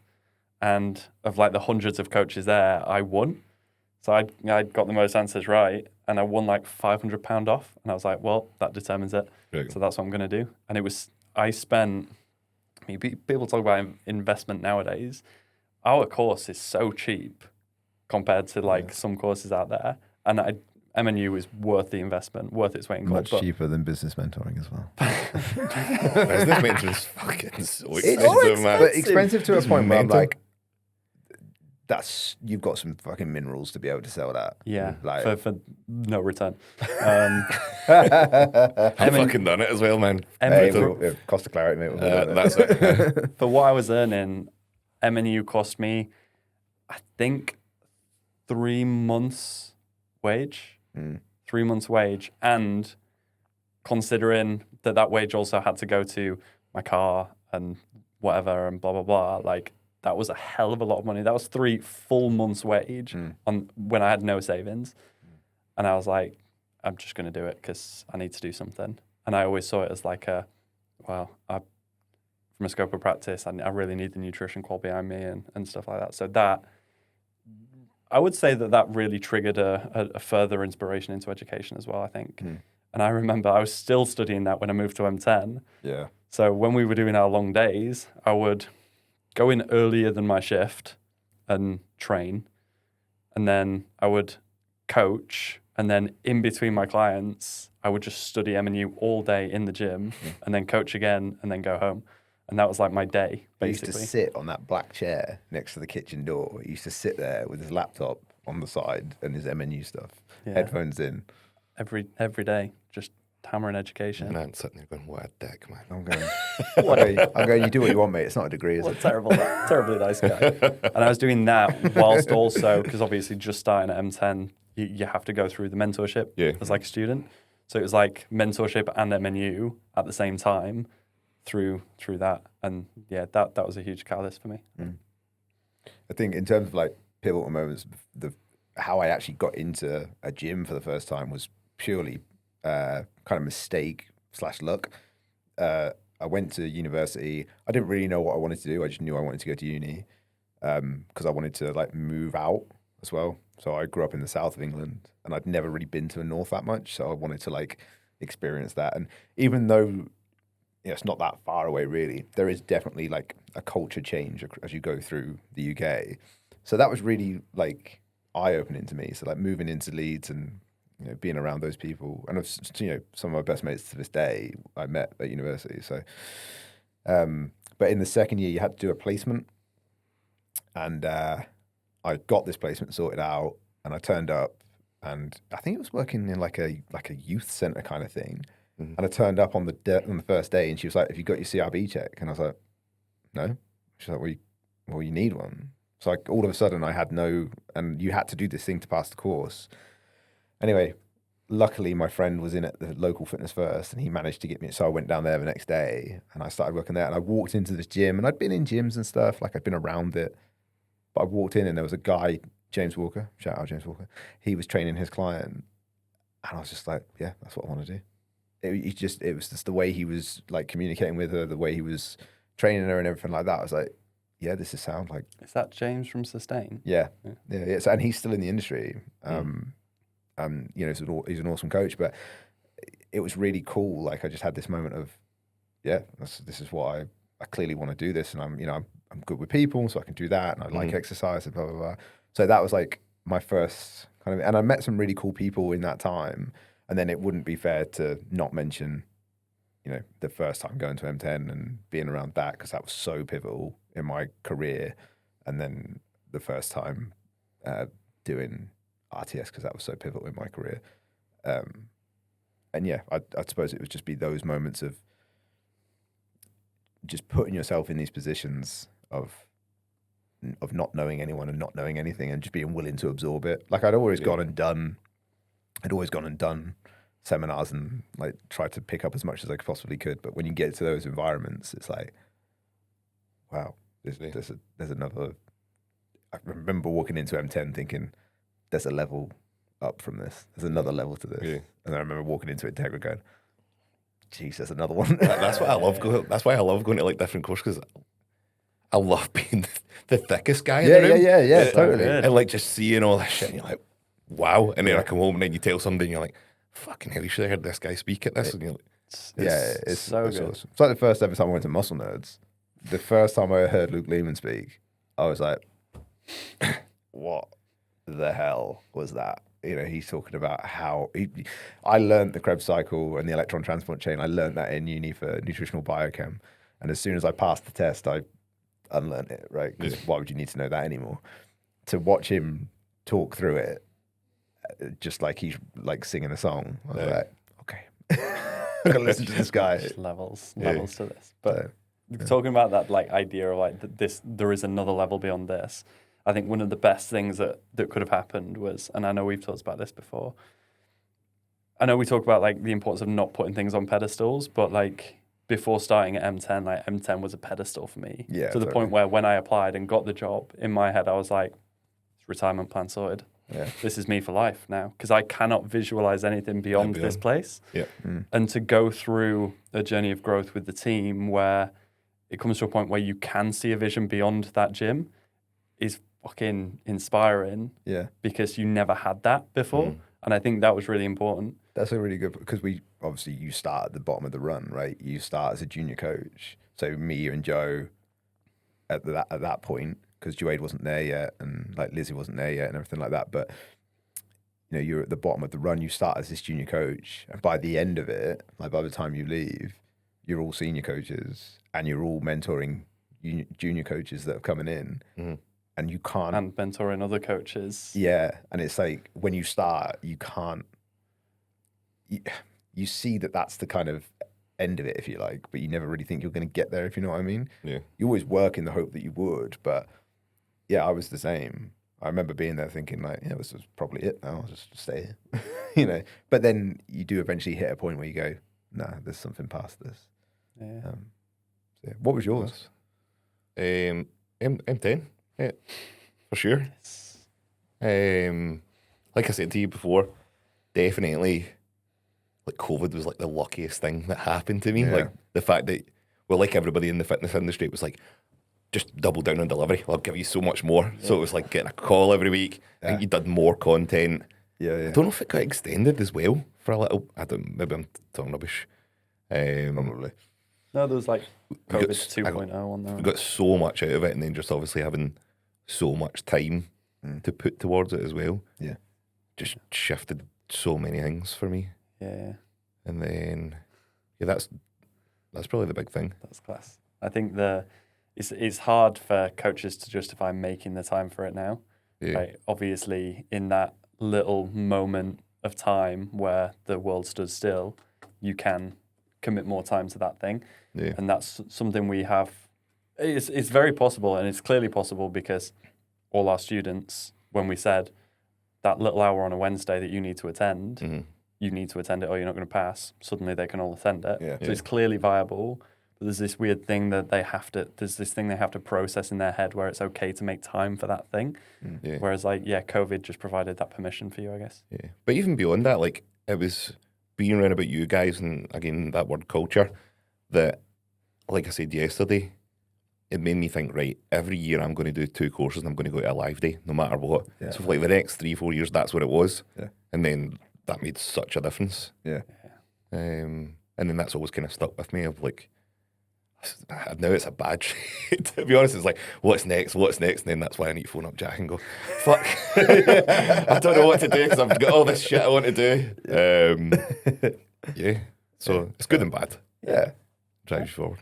I feel that. So with the coaching initiative then, is the plan for you is to continually expand that? You're trying to do level 2 just now, or you've finished level 2? No, we're in the midst of it. In the midst of it? Yeah. Is it then going to be level 3, more live days? Is it going to be Probably won't be level 3 just because 3 courses to manage and teach and Just straight to level 4. yeah. so it straight will be to- like a separate course essentially, level 2? Yeah. Yeah, Yeah. so level 2 is more designed to be evergreen, where it will evolve over time to be the most relevant topics for what we think is necessary to know. I think the issue with running a level 3 and beyond becomes a bit too hierarchical in the sense of what you're essentially trying to say is this stuff's the most important to know, then there's this, and this maybe isn't important, but it's really nuance focused and really advanced. Those kinds of conversations crop up in level 2 anyway. So yeah, the level 2 is designed to be evergreen for as long as the students desire it. And the level 1 is intake based. So every 4 months we run a new intake for level 1. So the next intake is end of Jan, start of Feb. Right. And do you guys do any one-to-one mentoring at all as well, or is it just your coaching, or is that packaged? Yeah, not inherently. It's usually for me personally. All my coaching clients receive some form of mentoring in the sense of like client support, business support, etc. But half of my clients are on the coaching initiative as well because they see the value. Yeah. And I've tried that dynamic in the past where I've mentored coaches separately and charged a fee for it and stuff like that. And it just gets a little bit messy, especially when you can see that coach maybe doesn't need mentoring. They actually need coaching. Like they've not been through their own, physical journey in a long time. They feel disconnected from their clients and stuff like that. So I don't really offer mentoring. What I just offer my time. So like I said, like if a coach is really struggling, they can just reach out. This is not a proxy for every coach to suddenly reach out to me. Yeah, Ross does it, so right? Yeah. 53 hours a week now. But if I've got the time, I'll try and give it where I can. Yeah. Cool. Yeah. I have like a couple of people that have done mentoring for years, but it's like, Is it mainly like coaching based rather than like business based? yeah, it's always, Because people always hear mentoring is business. yeah, no, it's They purely, never think mentoring is coaching. no, it's purely client questions. So they literally turn up with a list, or they even message me beforehand, or they'll just turn up and they're like, right, I've got a list of questions. And it's that curiosity thing. So they just want to know this, that, the other. So you end up breaking down, all right, well, let's look at it, or send me the video, and blah, blah, blah. Yeah. So it turns into that. But it's not something, I offer it within my online coaching service to those guys if they want like specific one-to-one stuff. But probably the same where if I've ever done it in the past, I think it's really, really useful, but it often becomes a thing of, you probably don't need this one-to-one now. You probably need to come into the group the group education, or you need actual coaching from me, rather than mentoring from me, because all the questions that you're asking are great questions, but you'll probably learn more applying it to yourself in your training via this, and it will actually cost you less because of the nature of like a one-to-one call, the scalability of that from a business standpoint. See, we do talk about business, right? But the scalability of that inherently means that 1 hour has to be really expensive, whereas you could come into the coaching process for less money than that, and than having that twice a month. So you may as well just come into that. Yeah, it's about learning through you. Yeah. That was why I said that yesterday. I feel like it's massive, like just working with a good coach. You'll just take so much on that's going to be applicable right away. Yeah. Yeah, and you made a good point about, I think every single person that was speaking is being coached or has been coached. Yeah. And it's always something that every time I've been coached, I've taken away so much from it, 100%. So.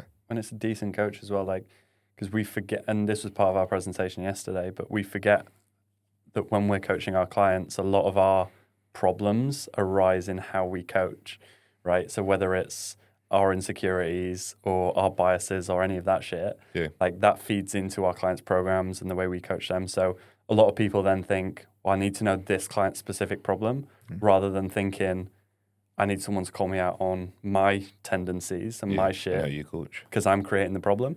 Yeah. And actually, when you've got a very good coach that can highlight that in you, you start to become more self-aware, and that improves your coaching anyway. Yeah, when you've got a coach that can call you out on your shit, like, great. Unless you're a robot. There's so much of coaching and progression, and all that. So much of it is based in awareness. So much of it just ends up being like, you're just doing the thing. You're just doing this thing unconsciously. Yeah. If you bring some awareness to it, you'll probably be able to stop it. Yeah. And figure it out. I think so much of it comes back to that. Yeah. Well, you saying like, unless you're a robot, like I've taken so much away from like, it's just that's the principle we're applying, right? This is what's going to happen, and because I do it, I know what's going to happen, and that can be applied in different situations. And then, obviously, when we did mentoring, that's it. I just had a list of questions. I could go over everything. That's it. And then, inherently, I think most of our mentoring came back to arguably the same thing. It was drawing awareness to the fact that you are someone that can very much stick to a plan, right? You commit wholeheartedly to the coaching process. So your biggest challenge was understanding why another client can't. Yeah. So it still comes back to you, right? And it was understanding your behaviors are not the same as every other client's behaviors, right? So yeah, it's still the same. It's the same idea. It's not projecting our expectations onto them from what we would do. So it's not checking in with the client and going, oh, yeah, but I wouldn't have done that. It's going, okay, why did they choose to do that? Yeah. And that's the difference. Yeah. Yeah, and I think obviously I didn't have the awareness around about that. I feel like I do now. Yeah. Definitely. Yeah. But I think a lot of coaches aren't open to even entertaining that. Totally. That it is, especially now, like the whole entitlement thing. It's just and the bodybuilding should be done. Yeah, the bodybuilding culture kind of sometimes perpetuates that, because the best bodybuilding clients are going to be the ones that just do it. Yeah. And then sometimes you do get it the other side. You joked about me being your life coach. You do get it sometimes in the other side with lifestyle coaches, where they're so soft and enabling in their clients, right? Where they're so terrified of saying to a client, you know, at some point you are going to have to commit to this and do something. You know, like there is that side that's also important. It's just that we never needed to cover that for you because you were already good at that part. Yeah. Cool. Nice. Is there what's the next thing for you guys then? Obviously you're starting level 2. Is there anything else coming from there? Level 2, lots of live days. We want to make sure we're running live events because of how important they are. Are they going to be open to anybody outside the course, or going to be course specific? Yeah, they will be open to non-students. That goes out today. This week. Yeah, this week. That goes out. So by the time this gets released, those will be available. So you can just contact myself or Jack for that. All of us put so much emphasis into the validity and use of live days and how important they are. So people should definitely be on them. Yep. And they're not ran that frequently. So you need to secure your space. Yeah, because they're quite tight. And then aside from that, because our mission statement is really all about aligning the industry, it's just collaborating with good people. That's all we really want to do as much as possible. Obviously, we had a great opportunity this weekend to do that. We just want to do more of that. So we've got guests coming in to deliver guest lectures. Yep. And yeah, we want to try and unite the industry and basically make sure there is this network of, these guys are affiliated with these guys. So there's mutual trust kind of thing. Because I think too many people are still talking about the discrepancies, the low qualities, blah, blah, blah. And it's like, I don't know why you'd even focus your attention on that, right? This weekend is a perfect example of how easy it is to find the right people and the good people. Like, why even worry about all of that shit down here? You know, like it's just not worth it. So yeah, a lot of collaboration. Yeah, I'll put everything down below. But do you want to let everybody know where to find you? Instagrams. Yeah, well, he's obviously Nighthawk and I'm Dragon. Websites and stuff. Right. There you go. Anthony Barnes Coaching on Instagram, and then the Coaching Initiative also on Instagram. Go and follow both. Yeah, Haigh Coaching on Instagram. We should set up a podcast. We need to do that. Ross, you should have a banging podcast. You'll be our first guest. I would listen to it every week as well. Oh, well. There you go. There's one listener. That's all we need. And then we've got my mum. That's 2. Class. Your mum. That's 3. We're in. Right. Cool. Class, guys. Thank you very much for coming on. Thank you. Thank you for having us. This is the first time we've ever done a podcast together. That's the first one for the Coaching Initiative. So thank you. Class. And thank you for inviting us back up to the second of the hopefully annual masterclass. I think it's class. You know, we talked about it a lot. You know, we talked about culture and good people and networking and everything like that. And we feel really fortunate because obviously we worked together and it's not a mistake that some of the great people we met back then, we still know now and we still have this like ongoing relationship with. And then to see that perpetuated out into the industry in a really lovely way, it's like you can, like you were just saying about, don't worry about all this shit over here. I really don't worry about like business mentors and everything like that because I just don't pay any attention to them. The bit that I look at is the cool part of the industry. So places like Irvings that's, putting all this great stuff out. And you know that you're pushing that out into your PTs and then they're pushing that out onto their clients. And when we all first started, that was a line that people used to say about, I realized that I could impact other people's clients through them. But then somewhere along the line, they fell off and stopped doing that and then just worried about money. Whereas the reality is we're actually carrying that message forward, right? And we're actually doing that. I think that's absolutely class. So, yeah, thank you. Yeah, class. And you know what other people are going to do it as well, like Luke opening his gym. I'm sure that's going to be similar. Oh, yeah, it's going to be sick. He's got some amazing kit. He's got me. Yeah. He's He's had had that store kit for like a year and stuff, hasn't he? He's had that kit for ages. Yeah. Well, Harry Jones was the same. Harry Jones in Stoke. Right. I was talking to him about his place, P1, and he had been buying kit for like 2-3 years and storing it in place. And he was storing it in somebody's, I'm sure he won't mind telling you, he was storing it in an aircraft hangar somewhere because he had it somewhere else. And then he was like, oh, I've got to find somewhere else because they've given up the lease or whatever. Right. And his client knew of an aircraft hangar. So he put it in this fucking aircraft hangar for a bit and had all this kit. And then there's a gym in Stoke, his gym, that is just full to the brim of like top tier equipment. Yeah. Nobody knows about it. Class. And they all go there for Pilates. He's got a reformer Pilates studio, which is, it's good. But yeah, it's an awesome facility. So Yeah, class. No, perfect. Cheers. thank you very much.